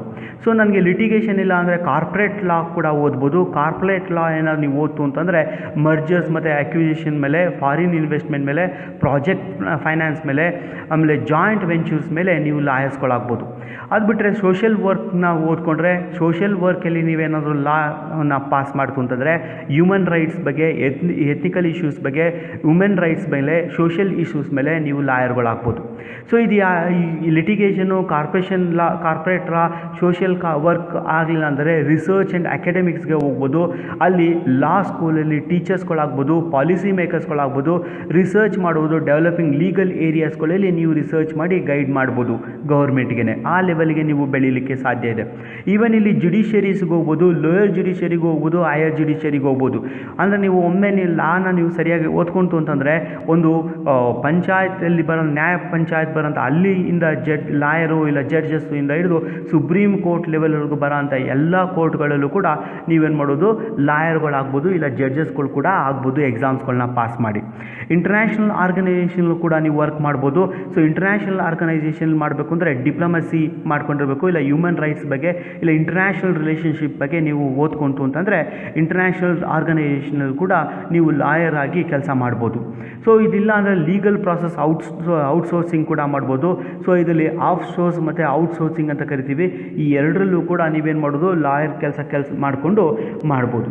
ಸೊ ಇದರಲ್ಲಿ ನೀವು ಈ ಲಾನಲ್ಲಿ ಕೂಡ ಸ್ಪೆಷಲೈಸೇಷನ್ ಮಾಡಬೇಕು ಅಂತಂದಾಗ ನಾವು ಸೆಲೆಕ್ಟ್ ಮಾಡ್ಕೋಬೇಕು. ನಾನು ಲಿಟಿಗೇಷನ್ಗೆ ಹೋಗ್ತೀನೋ, ಕಾರ್ಪೊರೇಟ್ ಲಾಗೆ ಹೋಗ್ತೀನೋ, ಸೋಷಿಯಲ್ ವರ್ಕ್ಗೆ ಹೋಗ್ತೀನೋ, ರಿಸರ್ಚ್ ಆ್ಯಂಡ್ ಅಕಾಡೆಮಿಕ್ ಹೋಗ್ತೀನೋ, ಜುಡಿಷಿಯರಿಗೆ ಹೋಗ್ತೀನೋ, ಇಂಟರ್ನ್ಯಾಷನಲ್ ಆರ್ಗನೈಸೇಷನ್ಗೆ ಹೋಗ್ತೀನೋ, ಇಲ್ಲ ಲೀಗಲ್ ಪ್ರಾಸೆಸ್ ಔಟ್ಸೋರ್ಸಿಂಗ್ ಹೋಗ್ತೀನೋ ಅಂದಾಗ ಸ್ಪೆಷಲೈಸೇಷನ್ ಮಾಡಬೇಕು. ಆ ಸ್ಪೆಷಲೈಸೇಷನ್ ಏನಪ್ಪ ಅಂದರೆ ಕಾನ್ಸ್ಟಿಟ್ಯೂಷನಲ್ ಲಾ ಬಗ್ಗೆ ಮಾಡ್ತೀನಾ, ಎನ್ವೈರ್ಮೆಂಟಲ್ ಲಾ ಬಗ್ಗೆ ಓದ್ತೀನಾ, ಇಂಟರ್ನ್ಯಾಷನಲ್ ಲಾ ಬಗ್ಗೆ ನೋಡ್ಕೊತೀನಾ, ಅಡ್ಮಿನಿಸ್ಟ್ರೇಟಿವ್ ಲಾ ಬಗ್ಗೆ ನಾನು ಓದ್ತಿದ್ದೀನಾ, ಸೊ ಹ್ಯೂಮನ್ ರೈಟ್ಸ್ ಮತ್ತು ಹ್ಯುಮಿನಿಟೇರಿಯನ್ ಲಾ ಬಗ್ಗೆ ಓದ್ತೀನಾ, ಬಿಸ್ನೆಸ್ ಲಾ ಬಗ್ಗೆ ಓದ್ತೀನಾ, ಇಂಟೆಲೆಕ್ಚುವಲ್ ಪ್ರಾಪರ್ಟಿ ಲಾಸ್ ಬಗ್ಗೆ ಓದ್ತೀನಾ, ಲೇಬರ್ಸ್ ಲಾ ಬಗ್ಗೆ ನಾನು ಓದ್ತಾ ಇದ್ದೀನಾ, ಕ್ರಿಮಿನಲ್ ಲಾ ಬಗ್ಗೆ ಓದ್ತಾ ಇದ್ದೀನಾ, ಕಾರ್ಪೊರೇಟ್ ಮತ್ತು ಕಮರ್ಷಿಯಲ್ ಲಾ ಬಗ್ಗೆ ಓದ್ತಿದ್ದೀನಾ, ಜ್ಯೂರೋ ಪಿರಿಡಿಸರಿ ಬಗ್ಗೆ ಓದ್ತಿದ್ದೀನಾ, ಸೈಬರ್ ಲಾ ಮತ್ತು ಸೈಬರ್ ಸೆಕ್ಯೂರಿಟಿ ಬಗ್ಗೆ ನಾನು ಓದ್ತಾ ಇದ್ದೀನಾ ಅಂತ ನೋಡ್ಕೋಬೇಕು. ಯಾಕೆಂದರೆ ಲಾ LLB ಅಂದ ತಕ್ಷಣ ಎಲ್ಲ ಲಾಯರ್ಗೂ ಎಲ್ಲದಕ್ಕೂ ಕೊಟ್ಕೋಕ್ಕಾಗಲ್ಲ. ಅವರು ಯಾವ ಪರ್ಟಿಕ್ಯುಲರ್ ಸಬ್ಜೆಕ್ಟಲ್ಲಿ ಅವರು ಇದನ್ನ ಲಾನ ಓದ್ಕೊಂಡಿರ್ತಾರೆ, ಆ ಪರ್ಟಿಕ್ಯುಲರ್ ಲಾ ಮೇಲೆ ಮಾತ್ರ ಅವರು ಲಾಯರ್ ಆಗಿ ಕೆಲಸ ಮಾಡ್ಬೋದು, ಆ ಜಡ್ಜಸ್ ಆಗಿ ಕೆಲಸ ಮಾಡಬೇಕಾಗ್ಬರ್ತದೆ. ಸೊ ಹಾಗಾಗಿ ಇದನ್ನ ಟಾಪ್ ಇನ್ಸ್ಟಿಟ್ಯೂಷನ್ಸ್ಗಳಲ್ಲಿ ಓದ್ತು ಅಂತಂದರೆ even supreme court judge level ಕೂಡ ನಾವು ಬೆಳಿಬೋದು. ಸೊ ಇಂಟರ್ನ್ಯಾಷನಲ್ ಇದರಲ್ಲಿ ಕೂಡ ನಾವೇನು ಮಾಡ್ಬೋದು, ಜಡ್ಜಸ್ ಆಗಲಿಕ್ಕೆ ಬೆಳೀಲಿಕ್ಕೆ ಸಾಧ್ಯ ಇದೆ. ಸೊ ನಾವು ಬಿಸ್ನೆಸ್ ಮ್ಯಾನೇಜ್ಮೆಂಟಲ್ಲಿ ಕೆರಿಯರ್ನ ಸೃಷ್ಟಿ ಮಾಡ್ತೀನಿ ಅಂತಂದರೆ, ಅದರಲ್ಲಿ ಓದ್ಕೋತೀನಿ ಅಂದರೆ ನಾನು ಏನು ಮಾಡ್ಬೋದು ಅಂತಂದರೆ ಬಿಸ್ನೆಸ್ ಮ್ಯಾನೇಜ್ಮೆಂಟ್ಲಿ ಇಂಟಿಗ್ರೇಟೆಡ್ ಪ್ರೋಗ್ರಾಮ್ ಇನ್ ಮ್ಯಾನೇಜ್ಮೆಂಟ್ ಅಂತ ಬರ್ತದೆ. ಇಲ್ಲಾಂದರೆ BBA + MBA ನಾವು ಓದ್ಕೊಳ್ಬೇಕಾಗತ್ತೆ. ಇಲ್ಲಾಂದರೆ ಇಂಟಿಗ್ರೇಟೆಡ್ ಮಾಸ್ಟರ್ ಇನ್ ಬಿಸ್ನೆಸ್ ಅಡ್ಮಿನಿಸ್ಟ್ರೇಷನ್ನ ಓದ್ಬೋದು. ಇಲ್ಲ ಬೇಡ ಅಂತಂದರೆ ಬ್ಯಾಚುಲರ್ ಆಫ್ ಬಿಸ್ನೆಸ್ ಅಡ್ಮಿನಿಸ್ಟ್ರೇಷನ್ನ ಓದ್ಬೋದು. ಇಲ್ಲಾಂದರೆ ಬ್ಯಾಚುಲರ್ ಆಫ್ ಮ್ಯಾನೇಜ್ಮೆಂಟ್ ಸ್ಟಡೀಸ್ನ ಓದ್ಬೋದು. ಇಲ್ಲಾಂದರೆ ಬ್ಯಾಚುಲರ್ ಆಫ್ ಬಿಸ್ನೆಸ್ ಸ್ಟಡೀಸ್ನ ಓದ್ಬೋದು. ಇಲ್ಲಾಂದರೆ ಬ್ಯಾಚುಲರ್ ಆಫ್ ಬಿಸ್ನೆಸ್ ಮ್ಯಾನೇಜ್ಮೆಂಟ್ ಅಂತೇಳಿ ಕರಿತೀವಿ. ಸೊ ಈ ರೀತಿಯಲ್ಲಿ ಕೋರ್ಸಸ್ನ ಮಾಡಿಕೊಂಡ್ರೆ ನೀವು ಮ್ಯಾನೇಜ್ಮೆಂಟಲ್ಲಿ ನೀವೇನು ಮಾಡೋದು, ಬಿಸ್ನೆಸ್ ಮ್ಯಾನೇಜ್ಮೆಂಟಲ್ಲಿ ಕೆರಿಯರ್ನ ಇದು ಮಾಡ್ಬೋದು. ಸೊ ಕೆರಿಯರ್ನ ಮಾಡುವಾಗ ಇಲ್ಲೂ ಕೂಡ ಸ್ಪೆಷಲೈಸೇಷನ್ ತುಂಬ ಇಂಪಾರ್ಟೆಂಟು. ಯಾವ ಮ್ಯಾನೇಜ್ಮೆಂಟ್ ಮಾಡಲಿಕ್ಕೆ ನೀವು ಆಸಕ್ತಿ ಇದ್ದೀರಾ ಅಂತ. ಸೊ ನಾನು ಯಾವುದನ್ನು ಮ್ಯಾನೇಜ್ ಮಾಡೋಕ್ಕೆ ಅದರಲ್ಲಿ ಸ್ಪೆಷಲೈಸೇಷನ್ ಏನು ಮಾಡ್ಕೋಬೋದು ಅಂತಂದರೆ ಫೈನಾನ್ಸ್ ಆ್ಯಂಡ್ ಅಕೌಂಟಿಂಗ್ ಬಗ್ಗೆ ನಾನು ಮಾಡ್ತೀನಾ, ಮಾರ್ಕೆಟಿಂಗ್ ಮತ್ತು ಅಡ್ವರ್ಟೈಸಿಂಗ್ ಮೇಲೆ ಮಾಡ್ತೀನಾ, ಇಂಟರ್ನ್ಯಾಷನಲ್ ಬಿಸ್ನೆಸ್ ಬಗ್ಗೆ ಮಾಡ್ತೀನಾ, ಸಿಸ್ಟಮ್ಸ್ ಮತ್ತು ಆಪರೇಷನ್ಸ್ ಬಗ್ಗೆ ಮಾಡ್ತೀನಾ, ಇನ್ಫಾರ್ಮೇಷನ್ ಟೆಕ್ನಾಲಜಿ ಬಗ್ಗೆ ಮಾಡ್ತೀನಾ, ಹ್ಯೂಮನ್ ರಿಸೋರ್ಸಸ್ ಬಗ್ಗೆ ಮಾಡ್ತೀನಾ ಅನ್ನೋದು ನೋಡ್ಕೋಬೇಕು. ಯಾವ ಸಬ್ಜೆಕ್ಟಲ್ಲಿ ನೀವು ಎಕ್ಸ್ಪರ್ಟ್ ಆಗ್ತೀರಾ ಮ್ಯಾನೇಜ್ಮೆಂಟು, ಆ ಕೋರ್ಸಲ್ಲೇ ನೀವು ಕ್ಯಾರಿಯರ್ನ ಬಿಲ್ಡ್ ಮಾಡ್ತಾ ಹೋಗ್ಬೇಕಾಗುತ್ತೆ. ಆ ಬಿಲ್ಡ್ ಮಾಡ್ಕೊಳ್ಳಲಿಕ್ಕೆ ಸಾಧ್ಯ ಆಗುತ್ತೆ. ಸೊ ನೀವು ಗೌರ್ಮೆಂಟ್ ಮತ್ತು ಪಬ್ಲಿಕ್ ಸೆಕ್ಟರಲ್ಲಿ ಕೂಡ ನೀವು ಕೆಲಸಕ್ಕೆ ಸಿಗ್ತವೆ. ಸೊ ಕೆಲಸಕ್ಕೆ ನೀವು ಹೋಗ್ಬೋದು. ಇದ್ರ ಜೊತೆಗೆ ಮಲ್ಟಿನ್ಯಾಷನಲ್ ಕಾರ್ಪೊರೇಷನ್ಸ್ಗಳಲ್ಲಿ, ಕಾರ್ಪೊರೇಟ್ ಜಾಬ್ಸ್ಗಳಲ್ಲಿ ಸಿಗ್ತವೆ. ಸೊ ಅಲ್ಲಿ ಕೂಡ ಮ್ಯಾನೇಜ್ಮೆಂಟ್ ಕೆಲಸಗಳು ಸಿಗ್ತವೆ, ಬೇಕಾದಷ್ಟು ವೇಕೆನ್ಸಿ ಇದ್ದಾವೆ, ಅಲ್ಲಿ ಜಾಯ್ನ್ ಆಗ್ಬೋದು. ನಿಮಗೆ ಓನಾಗಿ ನೀವು ಯಾರ ಜೊತೆ ಕೆಲಸ ಮಾಡೋಕ್ಕಿಲ್ಲ ಇಲ್ಲ ಅಂತಂದರೆ ನೀವೇ ಓನ್ ಬಿಸ್ನೆಸ್ನ ಸ್ಟಾರ್ಟ್ ಮಾಡ್ಬೋದು. ಯಾಕಂದರೆ ನೀವು ಓದಿರೋದೇ ಮ್ಯಾನೇಜ್ಮೆಂಟ್ ಆದ್ದರಿಂದ ನಿಮ್ಗೆ ಯಾವುದೇ ಬಿಸ್ನೆಸ್ನ ಎಂಟ್ರಪ್ರೆನರ್ಶಿಪ್ನ ಮಾಡಲಿಕ್ಕೆ ನಿಮಗೆ ಕಷ್ಟ ಆಗಲ್ಲ. ಯಾವ ಎಂಟ್ರಪ್ರೆನರ್ಶಿಪ್ ಬೇಕಾದ್ರೂ ಮಾಡಲಿಕ್ಕೆ ಸಾಧ್ಯ ಇದೆ. ಸೊ ಜಾಯಿಂಟ್ ಫ್ಯಾಮಿಲಿ ಬಿಸ್ನೆಸ್ ಕೂಡ ಮಾಡ್ಬೋದು. ಸೊ ಇದನ್ನು ಓದ್ಕೊಂಡ್ರೆ ನಿಮ್ಮ ಯಾವುದಾದ್ರೂ ಫ್ಯಾಮಿಲಿನಲ್ಲಿ ಒಂದು ಬಿಸ್ನೆಸ್ ನಡೀತಿದ್ರೆ ಅಲ್ಲಿ ಜಾಯಿಂಟ್ ಮಾಡಿಕೊಂಡು ಬಿಸ್ನೆಸ್ ಮಾಡಲಿಕ್ಕೆ ವರ್ಕ್ ಆಗ್ಬೋದು. ಅದ್ರ ಜೊತೆಗೆ NGOಗಳು ಕೂಡ ವರ್ಕ್ ಮಾಡಲಿಕ್ಕೆ ಸಾಧ್ಯ ಇದೆ ನಿಮಗೆ. ಸೊ ಇಂಟರ್ನ್ಯಾಷನಲ್ ಬಿಸ್ನೆಸ್ ಮೇಲೆ ಕನ್ಸಲ್ಟೆನ್ಸಿಯಲ್ಲಿ ಕೂಡ ವರ್ಕ್ ಮಾಡಲಿಕ್ಕೆ ಅವಕಾಶ ಇರ್ತದೆ ಬಿಸ್ನೆಸ್ ಮ್ಯಾನೇಜ್ಮೆಂಟ್ನ ಓದಿದ್ರೆ. ಸ್ನೇಹಿತರೆ, ನಿಮ್ಮ ಕೆರಿಯರ್ನ ನೀವು ಹೋಟೆಲ್ ಮ್ಯಾನೇಜ್ಮೆಂಟಲ್ಲಿ ಕೂಡ ನೀವು ಮಾಡ್ಬೋದು. ಯಾಕೆಂದರೆ ಹೋಟೆಲ್ ಮ್ಯಾನೇಜ್ಮೆಂಟ್ ಅನ್ನೋ ಇಂಡಸ್ಟ್ರಿ ತುಂಬ ಫಾಸ್ಟಾಗಿ ಬೆಳೀತಾ ಇದೆ. ಅದು ಕಂಪಲ್ಸರಿ ಬೇಕೇ ಬೇಕಾಗಿರುವಂಥ ಇಂಡಸ್ಟ್ರಿ. ಸೊ ಈ ಇಂಡಸ್ಟ್ರಿಗೂ ಕೂಡ ಎಜುಕೇಷನ್ ಇದೆ. ಅಲ್ಲೇನಪ್ಪ ಅಂದರೆ BSc hospitality and hotel administration ಅಂತ ಇದೆ. BA ಆನರ್ಸಲ್ಲಿ ಹೋಟೆಲ್ ಮ್ಯಾನೇಜ್ಮೆಂಟ್ ಇದೆ. BA ಆನರ್ಸಲ್ಲಿ ಕ್ಯುಲಿನರಿ ಆರ್ಟ್ ಅಂತ ಇದೆ. ಅದರಲ್ಲಿ BTechಲ್ಲಿ ಕೂಡ ಇದೆ hospitality management and catering techniques ಅಂತ ಅಂದ್ಬಿಟ್ಟು. ಸೊ ಇದನ್ನು ಓದುವಾಗಲೂ ಕೂಡ ನೀವು ಸ್ಪೆಷಲೈಸೇಷನ್ ಆಗಲೇಬೇಕು. ಸ್ಪೆಷಲೈಸೇಷನ್ನ ಮಾಡಿಕೊಂಡ್ರೆ ಮಾತ್ರ ನಿಮಗೆ ಕೆರಿಯರ್ನ ಬಿಲ್ಡ್ ಮಾಡಲಿಕ್ಕೆ ಸಾಧ್ಯ. ಏನು ಕೆರಿಯರ್ ಸ್ಪೆಷಲೈಸೇಷನ್ ಅಂತಂದರೆ ಡಯಟಿಕ್ಸ್ ಆ್ಯಂಡ್ ಹಾಸ್ಪಿಟಲ್ ಫುಡ್ ಸರ್ವಿಸಸ್ ಅಂತ ಮಾಡ್ಕೋಬೇಕು. ಇಲ್ಲಾಂದರೆ ಅಕಾಮಿಡೇಷನ್ ಆಪರೇಷನ್ಸ್ ಆ್ಯಂಡ್ ಮ್ಯಾನೇಜ್ಮೆಂಟ್ ಬಗ್ಗೆ ಮಾಡ್ತೀರಾ, ಇಲ್ಲ ಹೌಸ್ ಕೀಪಿಂಗ್ ಬಗ್ಗೆ ಮಾಡ್ತೀರಾ, ಫುಡ್ ಪ್ರೊಡಕ್ಷನ್ ಬಗ್ಗೆ ಮಾಡ್ತೀರಾ, ಫ್ರಂಟ್ ಆಫೀಸ್ ಆಪರೇಟರ್ಸ್ ಬಗ್ಗೆ ಮಾಡ್ತೀರಾ, ಇಲ್ಲ ಫುಡ್ ಆ್ಯಂಡ್ ಬೆವರೇಜ್ ಸರ್ವಿಸಸ್ ಬಗ್ಗೆ ಮಾಡ್ತೀರಾ, ಇಲ್ಲ ಬೇಕರಿ ಆ್ಯಂಡ್ ಕಾನ್ಫಿಡೆಂಟ್ರಿ ಬಗ್ಗೆ ಮಾಡ್ತೀರಾ, ಹಾಸ್ಪಿಟಾಲಿಟಿ ಅಡ್ಮಿನಿಸ್ಟ್ರೇಷನ್ಸ್ ಬಗ್ಗೆ ಮಾಡ್ತೀರಾ ಅಂತ ನೋಡ್ಕೋಬೇಕು. ಯಾವ ಒಂದು ಸರ್ವಿಸಸ್ನ ಮಾಡ್ತೀರಾ ಆ ಸರ್ವಿಸಸಲ್ಲಿ ನಿಮಗೆ ಗೌರ್ಮೆಂಟಲ್ಲಿ ಕೆಲಸಕ್ಕೆ ಸಿಗ್ಬೋದು. ಇನ್ನು ಸ್ಟೇಟ್ ಗೌರ್ಮೆಂಟು, ಸೆಂಟ್ರಲ್ ಗೌರ್ಮೆಂಟು, ಪ್ರೈವೇಟಲ್ಲಿ ಕೂಡ ಇದು ಕೆಲಸಗಳು ಸಿಗ್ತವೆ, ನೆನ್ಪಿಟ್ಕೊಳ್ಳಿ. ಸೊ ಇಲ್ಲಿ ನೀವು ಮಾಡುವಾಗ ನೀವೇನು ಮಾಡ್ಬೋದು ಅಂತಂದರೆ ಕೆರಿಯರ್ಸ್ ಎಲ್ಲೆಲ್ಲಿ ಸಿಗ್ತವೆ ಅಂತಂದರೆ ಎಲ್ಲೆಲ್ಲಿ ಕೆಲಸಕ್ಕೆ ಹೋಗೋಂದರೆ ದೊಡ್ಡ ದೊಡ್ಡ ರೆಸ್ಟೋರೆಂಟ್ಸ್ಗಳಲ್ಲಿ, ಫಾಸ್ಟ್ ಫುಡ್ ಔಟ್ಲೆಟ್ಗಳಲ್ಲಿ ನಿಮಗೆ ಕೆಲಸಗಳು ಸಿಗ್ತವೆ. ಈವನ್ ದೊಡ್ಡ ದೊಡ್ಡ ಎಂಟ್ರಪ್ರೆನರ್ಶಿಪ್ ಕೂಡ ನೀವೇ ಸ್ಟಾರ್ಟ್ ಮಾಡ್ಬೋದು. ದೊಡ್ಡ ದೊಡ್ಡ ಹಾಸ್ಪಿಟಲ್ಗಳಲ್ಲಿ ನೀವು ಅಡುಗೆ ಮಾಡಲಿಕ್ಕಾಗಿರ್ಬೋದು ಆ್ಯಂಡ್ ನಿಮಗೆ ಹೋಟೆಲ್ಗಳಲ್ಲಿ ನೀವು ಎಂಟ್ರಪ್ರೆನರ್ ಮಾಡಲಿಕ್ಕೆ ಸಾಧ್ಯ ಇದೆ. ಇದು ಇಷ್ಟೇ ಅಲ್ಲ, ನಿಮಗೆ ಆ ರೆಸ್ಟೋರೆಂಟು ಮತ್ತು ಎಂಟ್ರಪ್ರೆನರ್ ಅಲ್ಲ, ಈವನ್ ಇಂಡಿಯನ್ ಆರ್ಮಿ ಫೋರ್ಸಲ್ಲೂ ಕೂಡ ನಿಮಗೆ ಅಡುಗೆ ಮಾಡಲಿಕ್ಕೆ ಏನು ಮಾಡ್ತಾರೆ, ಕೆಲಸಕ್ಕೆ ತಗೋತಾರೆ. ಅದರಲ್ಲಿ ಡಯಟೇರಿಯನ್ಸ್ ಇದ್ದಾವೆ, ಟೆಕ್ನಿಕಲ್ಸ್ ಇದ್ದಾವೆ, ಹೌಸ್ ಕೀಪಿಂಗು, ಫುಡ್ ಪ್ರೊಡಕ್ಷನ್ಸ್ ಇದು ಮಾಡಿರ್ತಿರಲ್ಲ, ಆ ಬೇಸಿಸ್ ಮೇಲೆ ಯಾವ ಬೇಸಿಸಲ್ಲಿ ನೀವು ಸ್ಪೆಷಲೈಸೇಷನ್ ಆಗಿದ್ದೀರಾ ಆ ಸ್ಪೆಷಲೈಸೇಷನ್ ಮೇಲೆ ಇಂಡಿಯನ್ ಆರ್ಮಿನಲ್ಲಿ ಕೂಡ ಕೆಲಸಕ್ಕೆ ತಗೋತಾರೆ. ಸೊ ಇದು ಬೇಡ ಅಂತಂದರೆ ನೀವು ಟೀಚರ್ ಆಗಿ ಕೂಡ ಬರ್ಬೋದು. ಸೊ ಇಲ್ಲಿ ಫ್ಲೈಟ್ ಕಿಚನ್ ಕೂಡ ಆಗ್ಬೋದು, ಆನ್ ಬೋರ್ಡ್ ಫ್ಲೈಟ್ ಸರ್ವಿಸಸ್ ಕೂಡ ನಿಮಗೆ ಕೆಲಸ ಸಿಗ್ತವೆ. ಮಾರ್ಕೆಟಿಂಗ್ ಮತ್ತು ಸೇಲ್ಸ್ ಮತ್ತು ಹೋಟೆಲ್ಸ್ಗಳು ಕೂಡ ಮಾಡ್ಬೋದು. ಹಾಸ್ಪಿಟಲ್ ಕೇಟರಿಂಗ್ ಕೂಡ ಮಾಡೋದು. ಪ್ರತಿಯೊಂದು ಹಾಸ್ಪಿಟಲ್ ಕೂಡ ಇವತ್ತು ಬೆಡ್ ಇದೆ ಅಂತ ಅಂದರೆ ಅಲ್ಲಿ ಅದರದೇ ಆದ ಒಂದು ಕೇಟರಿಂಗ್ ಇರ್ತವೆ. ಆ ಕೇಟರಿಂಗಲ್ಲಿ ಕೂಡ ನಿಮಗೆ ಕೆಲಸ ಮಾಡ್ಬೋದು. ಈವನ್ ರೈಲ್ವೇಸಲ್ಲಿ ಕೆಲಸಕ್ಕೆ ತಗೋತಾರೆ, ರೈಲ್ವೆ ಕೇಟರಿಂಗ್ ಸರ್ವಿಸಸಲ್ಲಿ ಮಾಡ್ಬೋದು. ಶಿಪ್ ಮತ್ತು ಕ್ರೂಷಿಯಲ್ ಲೈನ್ಸ್ಗಳಲ್ಲಿ ಕೂಡ ನೀವು ಕೆಲಸಕ್ಕೆ ಹೋಗ್ಬೋದು. ಸೊ ನೀವು ಕೆಲಸಕ್ಕೆ ಹೋಗುವಾಗ ನಿಮ್ಮ ಆಸಕ್ತಿ ಯಾವುದು ಅಂತ ನೋಡ್ಕೋಬೇಕು. ಯಾವ ಟಾಪಿಕಲ್ಲಿ ನಾವು ಓದ್ಕೊಂಡ್ರೆ ಸ್ಪೆಷಲೈಸೇಷನ್ ಮಾಡಿಕೊಂಡ್ರೆ ಅಲ್ಲಿ ನೀವು ಸೆಲೆಕ್ಟ್ ಮಾಡ್ಕೋತೀವಿ ಅಂದ್ಬಿಟ್ಟು ಓದ್ಕೊಳ್ಬೇಕಾಗುತ್ತೆ. ಹೋಟೆಲ್ ಮ್ಯಾನೇಜ್ಮೆಂಟಲ್ಲಿ ಕೂಡ ನಿಮಗೆ ಕೆಲಸ ದೊರೀತವೆ.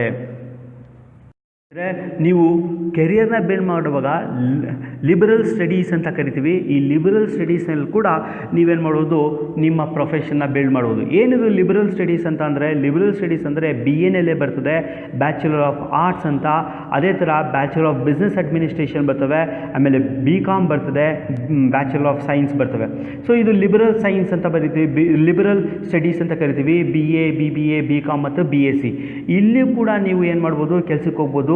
ಸೊ ಇಲ್ಲಿ ಓದುವಾಗ ನಿಮ್ಮ ಸ್ಪೆಷಲೈಸೇಷನ್ನು ತುಂಬ ಇಂಪಾರ್ಟೆಂಟ್ ಆಗುತ್ತೆ. ನಿಮ್ಮ ಕೆರಿಯರ್ನ ಬಿಲ್ಡ್ ಮಾಡುವಾಗ BComನ ಮಾಡ್ತೀನಿ ಅಂತ ಅಂದಕ್ಕೂ ಕೂಡ ನೀವು BComನಲ್ಲಾಗಿರ್ಬೋದು, BScನಲ್ಲಾಗಿರ್ಬೋದು, BBAನಲ್ಲಾಗಿರ್ಬೋದು, BA ಆಗಿರ್ಬೋದು, ಅಲ್ಲಿ ಸ್ಪೆಷಲೈಸೇಷನ್ನ ತಗೊಳ್ಬೇಕಾಗುತ್ತೆ.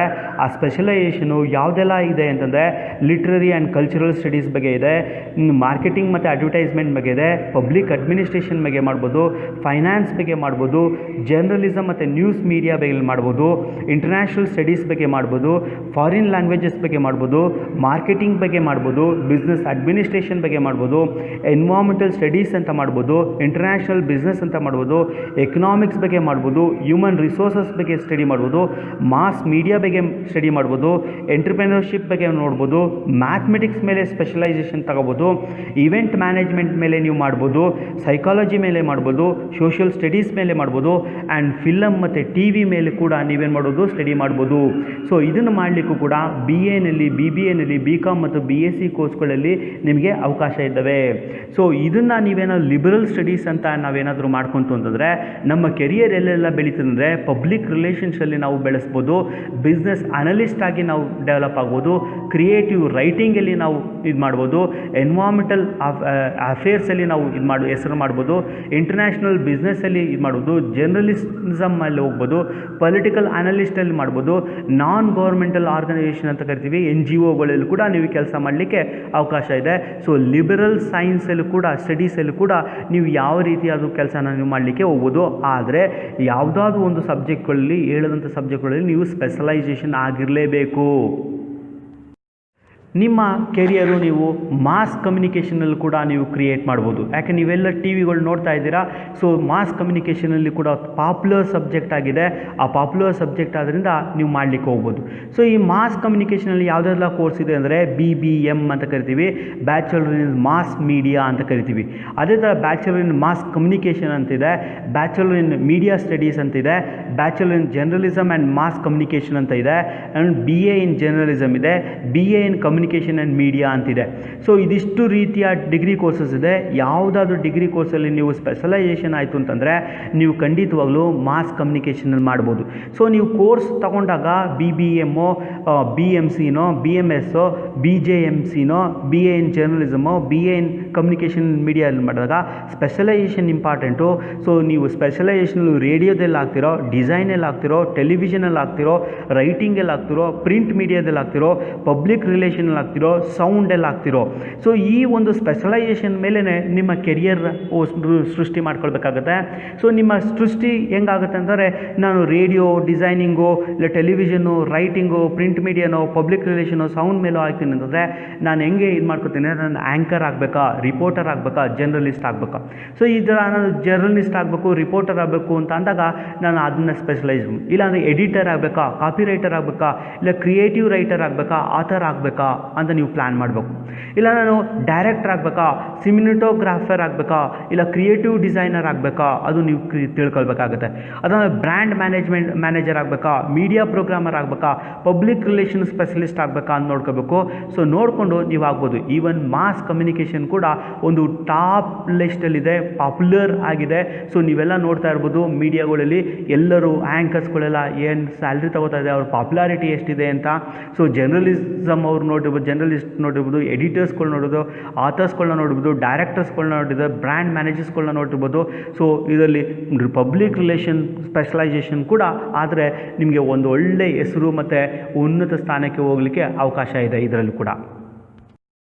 ಸ್ನೇಹಿತರೆ, ನಿಮ್ಮ ಕೆರಿಯರ್ನ ಎಕನಾಮಿಕ್ಸಲ್ಲಿ ಕೂಡ ನೀವು ರೂಢಿಸ್ಕೊಳ್ಬೋದು. ಎಕನಾಮಿಕ್ಸ್ ನೆನಪಿಟ್ಕೊಳ್ಳಿ, ನಮ್ಮ ದೇಶದ ಪ್ರಧಾನಿಯಾಗಿದ್ದರು ಮನಮೋಹನ್ ಸಿಂಗ್ ಅವರು ಕೂಡ ಎಕನಾಮಿಸ್ಟೇ. ಸೊ ಆ ಲೆವೆಲಿಗೆ ನೀವು ಗುರುತಿಸ್ಕೋಬೋದು. ನೀವು ದೊಡ್ಡ ದೊಡ್ಡ ಈವನ್ ನಿಮಗೆ ಇಂಗ್ಲೆಂಡ್ ಮತ್ತು ಅಮೇರಿಕಾದಲ್ಲೂ ಕೂಡ ಇಂಡಿಯನ್ ಎಕನಾಮಿಸ್ಟ್ಗಳಿಗೆ ಟಾಪ್ ಲೆವೆಲ್ ಆಫೀಸರ್ಸ್ಗಳಿಗೆ ಕೆಲಸ ಕೊಟ್ಟಿದ್ದಾರೆ. ಅಂಥ ಲೆವೆಲಿಗೂ ಕೂಡ ನೀವು ಹೋಗ್ಬೋದು. ಆದರೆ ಎಕನಾಮಿಕ್ಸಲ್ಲಿ ನೀವು ಪಂಟ್ರಾಗಬೇಕು. ಸೊ ಎಕನಾಮಿಕ್ಸಲ್ಲಿ ಪಂಟ್ರಾಗಬೇಕು. ಎಕನಾಮಿಕ್ಸಲ್ಲಿ ನೀವು ಜಾಸ್ತಿ ಚೆನ್ನಾಗಿ ಓದಬೇಕು ಅಂತಂದರೆ ನೀವು BA ಇನ್ ಎಕನಾಮಿಕ್ಸೋ, ಇಲ್ಲ BSc ಇನ್ ಎಕನಾಮಿಕ್ಸೋ, ಇಲ್ಲ BA ಇನ್ ಎಕನಾಮಿಕ್ಸಲ್ಲಿ ಆನರ್ಸ್ ಓದಬೇಕು, ಇಲ್ಲ BSc ಇನ್ ಎಕನಾಮಿಕ್ಸ್ ಆನರ್ಸ್ನ ನೀವು ಓದಬೇಕಾಗುತ್ತದೆ. ಸೊ ಈ ಎಕನಾಮಿಕ್ಸಲ್ಲಿ ಕೂಡ ನೀವು ಸ್ಪೆಷಲೈಸೇಷನ್ ತುಂಬ ಇಂಪಾರ್ಟೆಂಟ್ ಆಗುತ್ತೆ. ಸೊ ಯಾವುದಲ್ಲಿ ಸ್ಪೆಷಲೈಸೇಷನ್ ಆಗ್ಬೋದು ಅಂದರೆ ಎಕನಾಮಿಕ್ ಡೆವಲಪ್ಮೆಂಟಲ್ಲಿ ಸ್ಪೆಷಲೈಸೇಷನ್ ಆಗ್ಬೋದು, ಇಲ್ಲ ಇಂಟರ್ನ್ಯಾಷನಲ್ ಎಕನಾಮಿಕ್ಸಲ್ಲಿ ಮಾಡ್ಬೋದು, ಇಲ್ಲ ಮಾನಿಟರಿ ಥಿಯರಿ ಆ್ಯಂಡ್ ಪಾಲಿಸೀಸಲ್ಲಿ ಆಗ್ಬೋದು, ಇಲ್ಲ ಫೈನಾನ್ಸಲ್ಲಿ ನೀವೇನು ಮಾಡ್ಬೋದು, ಎಕನಾಮಿಕ್ಸ್ನ ನೀವು ಇದು ಸ್ಪೆಷಲೈಸೇಷನ್ ತಗೋಬೋದು. ಒಮ್ಮೆ ನೀವು ಎಕನಾಮಿಕ್ಸಲ್ಲಿ ನೀವು ಸ್ಪೆಷಲೈಸೇಷನ್ ಆಯಿತು ಅಂತಂದರೆ ಇಟ್ಸ್ ಟಾಪ್ ಸಬ್ಜೆಕ್ಟ್ ಎಕನಾಮಿಕ್ಸ್ ನೆನಪಿಟ್ಕೊಳ್ಳಿ. ಸೊ ನೀವು ಮಲ್ಟಿ ನ್ಯಾಷನಲ್ ಟ್ರೇಡಿಂಗ್ ಕಾರ್ಪೊರೇಷನ್ಗಳಲ್ಲಿ ಕೆಲಸ ಸೃಷ್ಟಿ ಮಾಡ್ಕೋಬೋದು. ಸೊ ಇದು ಕೆರಿಯರ್ನ ಬಿಲ್ಡ್ ಮಾಡ್ಬೋದು ಮಲ್ಟಿ ನ್ಯಾಷನಲ್ MNCಗಳಲ್ಲಿ. ಸೊ ಇದಾದಮೇಲೆ ಎಕ್ಸ್ಪೋರ್ಟ್ ಮತ್ತು ಇಂಪೋರ್ಟ್ ಹೌಸಸ್ಗಳಲ್ಲಿ ನೀವು ಕೆಲಸ ತಗೋಬೋದು. ಇಂಟರ್ನ್ಯಾಷನಲ್ ಮಾನಿಟರಿ ಫಂಡಲ್ಲಿ ಕೂಡ ನೀವು ಕೆಲಸ ತಗೋಬೋದು. National institution of public finance ಮತ್ತು national council for applied economical ರಿಸರ್ಚಲ್ಲಿ ನೀವು ಕೆಲಸ ತಗೋಬೋದು. ಪ್ಲಾನಿಂಗ್ ಕಮಿಷನ್ಗಳಲ್ಲಿ ನೀವು ಕೆಲಸ ತಗೋಬೋದು. ಗೌರ್ಮೆಂಟ್ ಮತ್ತು ಪ್ರೈವೇಟ್ ಸೆಕ್ಟರ್ಸ್ ಬ್ಯಾಂಕ್ಗಳಲ್ಲಿ ಕೂಡ ನಿಮಗೆ ಎಕನಾಮಿಕ್ಸ್ಗಳಿಗೆ ಕೆಲಸಗಳು ಸಿಗ್ತವೆ. ಇದಾದಮೇಲೆ ನೀವು ಎಕನಾಮಿಕಲ್ ಜರ್ನಲಿಸಮ್ ಕೂಡ ಮಾಡ್ಬೋದು. ಎಕನಾಮಿಕ್ಸ್ ಮೇಲೆ ನಿಮ್ಮ ಪೇಪರು ಮತ್ತು ಮೀಡಿಯಾಗಳಲ್ಲಿ ನೀವು ಜರ್ನಲಿಸಮ್ ಹೋಗ್ಬೋದು, ಎಕ್ಸ್ಕ್ಲೂಸಿವ್ಲಿ ಫಾರ್ ಎಕನಾಮಿಕ್ಸ್ಗಾಗಿ ನೀವು ತಗೋಬೋದು. ಆ್ಯಂಡ್ ನೆನಪಿಟ್ಕೊಳ್ಳಿ, ಎಕನಾಮಿಕ್ಸ್ನ ನೀವು ಕರೆಕ್ಟಾಗಿ ಓದ್ತು ಅಂತಂದರೆ ತುಂಬ ನೇಮ್ ಮಾಡ್ಬೋದು. ಯಾಕಂದರೆ ಎಲ್ಲೇ ಹೋದ್ರು ಎಕನಾಮಿಕ್ಸ್ ಇಲ್ಲ ಅಂತಂದರೆ ನಾವು ಏನೂ ಮಾಡಲಿಕ್ಕೆ ಸಾಧ್ಯ ಇಲ್ಲ. ಸೊ ಎಕನಾಮಿಕ್ ಲೆವೆಲ್ಸ್ ತುಂಬ ಇಂಪಾರ್ಟೆಂಟ್ ಆಗುತ್ತೆ. ಸೊ ಎಕನಾಮಿಕಲ್ಲೂ ಕೂಡ ನಿಮಗೆ ಗ್ರೇಟ್ ಕೆರಿಯರ್ ಕೂಡ ಬಿಲ್ಡ್ ಮಾಡ್ಕೊಳ್ಳಿಕ್ಕೆ ಅವಕಾಶ ಇದೆ. ಕೆರಿಯರ್ನ ಸೋಷಿಯಲ್ ವರ್ಕರ್ ಆಗು ನೀವು ಸೃಷ್ಟಿ ಮಾಡ್ಕೋಬೋದು. ಯಾಕೆಂದರೆ ಸೋಷಿಯಲ್ ವರ್ಕರ್ ಆದರೆ ಮಾತ್ರ ನೀವೆಲ್ಲನೂ ಪೊಲಿಟಿಕಲ್ಸಲ್ಲಾಗಿರ್ಬೋದು ಎಲ್ಲಿ ಬೇಕಾದ್ರೂ ನೀವು ಗುರುತಿಸ್ಕೊಳ್ಳಿಕ್ಕೆ ಆಗೋದು. ಸೋಷಿಯಲ್ ವರ್ಕ್ಗೆ BA ಸೋಷಿಯಲ್ ವರ್ಕ್ನ ಮಾಡ್ಬೋದು, ಇಂಟಿಗ್ರೇಟೆಡ್ BA ಮತ್ತು MA ಮಾಡ್ಬೋದು. ಅದಾದಮೇಲೆ BSW ಅಂತಲೇ ಇದೆ, ಅದು ಬ್ಯಾಚುಲರ್ ಇನ್ ಸೋಷಿಯಲ್ ವರ್ಕ್ ಅಂತ. ಆ್ಯಕ್ಚುಲಿ ಒಂದು ಟೈಮಲ್ಲಿ ತುಂಬ ಪಾಪ್ಯುಲರ್ ಆಗಿತ್ತು. ಯಾಕೆಂದರೆ ಇದನ್ನು ಓದ್ಬಿಟ್ಟು ಪಾಲಿಟಿಕ್ಸ್ಗೆ ಹೋಗಲಿಕ್ಕೆ ಇಲ್ಲಾಂದರೆ ಸೋಷಿಯಲ್ ವರ್ಕ್ ಮಾಡಲಿಕ್ಕೆ ಕೆಲಸ ಮಾಡ್ತಾಯಿದ್ರು. ಆದರೆ ಇವತ್ತು ಅದನ್ನ ಬೇಡ ಅಂತೇಳಿ ಅಂತ ಏನೂ ಇದ್ದಿಲ್ಲ. ಬಟ್ ಇದರಲ್ಲೂ ಕೂಡ ನಿಮಗೆ ಸೋಷಿಯಲ್ ವರ್ಕಲ್ಲೂ ಕೂಡ ದೊಡ್ಡ ಕ್ಯಾರಿಯರ್ ಇದ್ದಾವೆ. ಸೊ ಇದರಲ್ಲಿ ನೀವು ಸೋಷಿಯಲ್ ವರ್ಕಲ್ಲೂ ಕೂಡ ನೀವೇನು ಮಾಡಬೇಕು ಅಂದರೆ ಸ್ಪೆಷಲೈಸೇಷನ್ನ ತಗೊಳ್ಬೇಕು. ಯಾವ ರೀತಿಯ ಸೋಷಿಯಲ್ ವರ್ಕ್ ಮಾಡಲಿಕ್ಕೆ ಇಷ್ಟಪಡ್ತೀರಾ? ಸೊ ಸೋಷಿಯಲ್ ವರ್ಕ್ ಮಾಡುವಾಗ ಸ್ಪೆಷಲೈಸೇಷನು ಫ್ಯಾಮಿಲಿ ಆ್ಯಂಡ್ ಚೈಲ್ಡ್ ವೆಲ್ಫೇರಲ್ಲಿ ಮಾಡ್ತೀರಾ, industrial relations and personal management ಬಗ್ಗೆ ಮಾಡ್ತೀರಾ, ಇಲ್ಲ ಮೆಡಿಕಲ್ ಆ್ಯಂಡ್ ಸೈಕ್ಯಾಟ್ರಿಕಲ್ ಸೋಷಿಯಲ್ ವರ್ಕ್ ಮಾಡ್ತೀರಾ, ಇಲ್ಲ ಅಂದರೆ ಕಮ್ಯುನಿಟಿ ಡೆವಲಪ್ಮೆಂಟ್ ಬಗ್ಗೆ ನೀವು ಸ್ಪೆಷಲೈಸೇಷನ್ ಮಾಡ್ತೀರಾ ಅಂತ ನೋಡ್ಕೋಬೇಕು.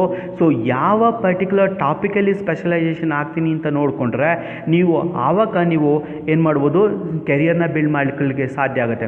ಸೊ ಒಮ್ಮೆ ನೀವು ಸೋಷಿಯಲ್ ವರ್ಕಲ್ಲಿ ನೀವೇನೋ ಹೋದರೆ BSWನ ಓದ್ಕೊಂತು ಅಂತಂದರೆ ನೀವು ಹೈಯರ್ ಎಜುಕೇಷನ್ಗೆ ಹೋಗ್ಬೋದು. ಈವನ್ ಅಲ್ಲೂ ಕೂಡ ಸಿವಿಲ್ ಸರ್ವಿಸ್ ಎಕ್ಸಾಮ್ಸ್ನ ಮಾಡ್ಬೋದು, ರಿಸರ್ಚ್ ಆ್ಯಂಡ್ ಅಕಾಡೆಮಿಕ್ಸ್ಗೆ ಹೋಗ್ಬೋದು, ಇಲ್ಲಾಂದರೆ ಕಮ್ಯುನಿಟಿ ಆರ್ಗನೈಸೇಷನ್ ಮತ್ತು ಡೆವಲಪ್ಮೆಂಟಲ್ ಫೀಲ್ಡಲ್ಲಿ ನೀವು ಹೋಗಿ ಕೆಲಸ ಮಾಡ್ಬೋದು. ನಿಮ್ಮ ಹಳ್ಳಿಗಳಲ್ಲೋ ನಿಮ್ಮ ಸಿಟಿಗಳಲ್ಲೋ ಬಂದು ನೀರೋ ಜಾಗದಲ್ಲೇ ನೀವೇನು ಮಾಡೋದು, ಸೋಷಿಯಲ್ ವರ್ಕ್ನ ಮಾಡಿ ಹೆಸರನ್ನ ತಗೊಳ್ಬೋದು. ಸೊ ಆರ್ಗನೈಸಿಂಗ್ ಕ್ಯಾಂಪೇಜಸ್ಗಳು ಮಾಡೋದು, ಅವೇರ್ನೆಸ್ಗಳನ್ನ ಡಿರೈವ್ ಮಾಡಲಿಕ್ಕೆ ಪ್ರೋಗ್ರಾಮ್ ಮಾಡೋದು.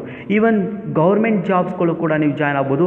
NGOದಲ್ಲಿ ವಾಲಂಟ್ರಿಯಾಗಿ ವರ್ಕ್ ಮಾಡ್ಬೋದು, ಸೋಷಿಯಲ್ ಆ್ಯಕ್ಟಿವಿಟೀಸಲ್ಲಿ ನೀವು ಇದು ಮಾಡ್ಬೋದು, ದಲಿತ್ ಮತ್ತು ಟ್ರೈಬಲ್ ಸ್ಟಡೀಸ್ನ ಮಾಡ್ಬೋದು, ಆ್ಯಕ್ಷನ್ಸ್ಗಳನ್ನ ಮಾಡ್ಬೋದು.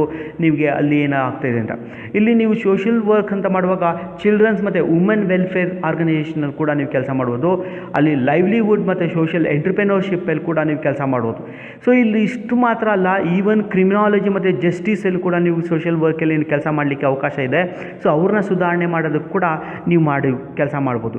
ಡಿಸೇಬಿಲಿಟಿ ಮತ್ತು ಸರ್ವಿಸ್ ಮತ್ತು ಆ್ಯಕ್ಷನ್ಸಲ್ಲಿ ಕೂಡ ಮಾಡ್ಬೋದು. ಡಿಸೇಬಲ್ಡ್ ಪರ್ಸನ್ಸ್ನಲ್ಲಿ ಕೂಡ ಸೋಷಿಯಲ್ ವರ್ಕ್ ಮಾಡಲಿಕ್ಕೆ ಸಾಧ್ಯ ಇದೆ. ಸೊ ನೀವು ನೆನಪಿಟ್ಕೋದು, ಸೋಷಿಯಲ್ ವರ್ಕ್ ಮಾಡ್ಕೊಂಡು ಕೂಡ ತುಂಬ ನೇಮ್ ಮಾಡಲಿಕ್ಕೆ ಸಾಧ್ಯ ಇದೆ. ಆ್ಯಂಡ್ ಸೋಷಿಯಲ್ ವರ್ಕ್ ಮಾಡಬೇಕು ಅಂತಾಗ BSWನೇ ಓದಬೇಕು ಅಂತ ಏನಿಲ್ಲ, ನಿಮ್ಮ ಮನಸ್ಸು ಇರಬೇಕಷ್ಟೇ. ಮನಸ್ಸಿತ್ತು ಅಂದರೆ ಸೋಷಿಯಲ್ ವರ್ಕ್ ಮಾಡೋದು. ಬಟ್ ನೀವು ಮಾಡುವಾಗ ಸೋಷಿಯಲ್ ವರ್ಕ್ ಮಾಡುವಾಗ ನೀವು ಮೊದಲೇ ನೀವು ಓದು ತಿಳ್ಕೊಂಡಿದ್ರೆ ನೀವು ಮಾಡೋ ಅಂಥ ಕೆಲಸ ತುಂಬ ಚೆನ್ನಾಗಿ ಮಾಡ್ಬೋದು. ಸೊ ಹಾಗಾಗಿ ಸೋಷಿಯಲ್ ವರ್ಕಲ್ಲೂ ಕೂಡ ನೀವೇನು ಮಾಡ್ಬೋದು, ಒಂದು ಒಳ್ಳೆಯ ಅದ್ಭುತವಾದಂಥ ಕೆರಿಯರ್ನ ಬಿಲ್ಡ್ ಮಾಡ್ಕೊಳ್ಳೋಕ್ಕೆ ಅವಕಾಶ ಇದೆ. ಅಲ್ಲಿ BA ಇನ್ ಸೋಷಿಯಲ್ ವರ್ಕು ಅಂದರೆ BSW ಅಂತ ಓದಬೇಕು. ಅದನ್ನು ಕೋರ್ಸ್ ಓದಿದ್ರೆ ಮಾತ್ರ ಇದನ್ನು ಮಾಡಲಿಕ್ಕೆ ಸಾಧ್ಯ ಆಗುತ್ತೆ. ಸ್ನೇಹಿತರೆ, ನೀವು ಪ್ಯೂರ್ ಸೈನ್ಸಲ್ಲಿ ಕೂಡ ನೀವು ಮಾಡ್ಬೋದು. ಆಗಲೇ ನಾನು ಹೇಳಿದೆ ಸೈನ್ಸಲ್ಲಿ A ಗ್ರೂಪು ಮತ್ತು B ಗ್ರೂಪ್ ಅಂತ. ಅದೇನಾಗಂದರೆ ಇಂಜಿನಿಯರಿಂಗ್ ಮತ್ತು ಮೆಡಿಕಲ್ ಸೈನ್ಸ್ಗೆ ಓದಲಿಕ್ಕೋಸ್ಕರ ಮಾಡಿದ್ದು. ಆದರೆ ಪ್ಯೂರ್ ಸೈನ್ಸ್ ಅಂತಂದರೆ BSc is a pure science. So BScನ ಓದಬೇಕು. BScನ ಓದಿದ್ರೆ ನಾವು ಅದರಲ್ಲೂ ಕೂಡ ಕೆರಿಯರ್ ಇದೆ. ಆ್ಯಂಡ್ ನೆನಪಿಟ್ಕೊಳ್ಳಿ, ಇಡೀ ಜಗತ್ತಲ್ಲಿ ಸೈನ್ಸ್ಗೆ ವೇಕೆನ್ಸಿ ಜಾಸ್ತಿ ಇದ್ದಾವೆ. ಪ್ಯೂರ್ ಸೈನ್ಸ್ಗೆ ಅತಿ ಹೆಚ್ಚು ವೇಕೆನ್ಸಿ ಇರೋದು, ನಾಟ್ ಫಾರ್ ಟೆಕ್ನಿಕಲ್ ಇಂಜಿನಿಯರೋ ಇಲ್ಲ ಮೆಡಿಕಲ್ ಇಂಜಿನಿಯರಿಗೋ ಇಲ್ಲ ಬೇರೆ ಯಾವುದಕ್ಕಲ್ಲ, ಪ್ಯೂರ್ ಸೈನ್ಸ್ಗೆ ಅತಿ ಹೆಚ್ಚು ವೇಕೆನ್ಸಿ ಇರೋದು. ಯಾಕೆಂದರೆ ಎಲ್ಲ ಪ್ಯೂರ್ ಸೈನ್ಸ್ ಇದ್ದರೆ ಮಾತ್ರ ಯಾವುದಾದ್ರೂ ಕೋರ್ಸಸ್ನ ಮಾಡಲಿಕ್ಕೆ ಸಾಧ್ಯ ಆಗ್ತವೆ. ಸೊ ಈ ಪ್ಯೂರ್ ಸೈನ್ಸ್ ಜೊತೆಗೆ ಕಂಪ್ಯೂಟರ್ ಅಪ್ಲಿಕೇಶನ್ಸ್ ಕೂಡ ಈಗ ಡೆವಲಪ್ ಆಗ್ತದೆ. ಕಂಪ್ಯೂಟ್ರಲ್ಲಿ ನಿಮಗೆ ನೋಡಿರ್ಬೋದು, ಈಗ ಡೇಟಾ ಸೈನ್ಸ್ ಅಂತ ಒಂದು ಬರ್ತದೆ, ಆಮೇಲೆ ನಿಮಗೆ ಡೇಟಾ ವೇರಸ್ ಕೋರ್ಸ್ ಇರ್ತದೆ, ಬೇಕಾದಷ್ಟು ಕೋರ್ಸ್ಗಳು ಬರ್ತವೆ. BCA ಬರ್ತದೆ, ಆ ಥರ BSc ಕಂಪ್ಯೂಟರ್ ಸೈನ್ಸ್ ಅಂತ ಬರ್ತದೆ, BTech, ಅದೆಲ್ಲನೂ ಕಂಪ್ಯೂಟರ್ ಸೈನ್ಸಲ್ಲಿ ಕೂಡ ನೀವು ಓದಲಿಕ್ಕೆ ಸಾಧ್ಯ ಆಗುತ್ತೆ. ಅದು ಕೂಡ ಪ್ಯೂರ್ ಸೈನ್ಸಲ್ಲೇ ಬರ್ತವೆ ಕಂಪ್ಯೂಟರಲ್ಲಿ. ಸೊ ಇಲ್ಲಿ ನಾವು BScನಲ್ಲಿ ನಾವೇನು ಮಾಡೋದು, BSc ಮತ್ತು BSc ಆನರ್ಸ್ನ ನಾವು ಓದ್ಬೋದು.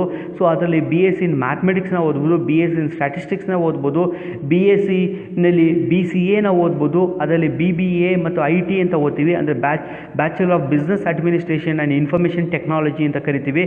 ಅದನ್ನು ಕೂಡ ನೀವು ಓದ್ಬೋದು.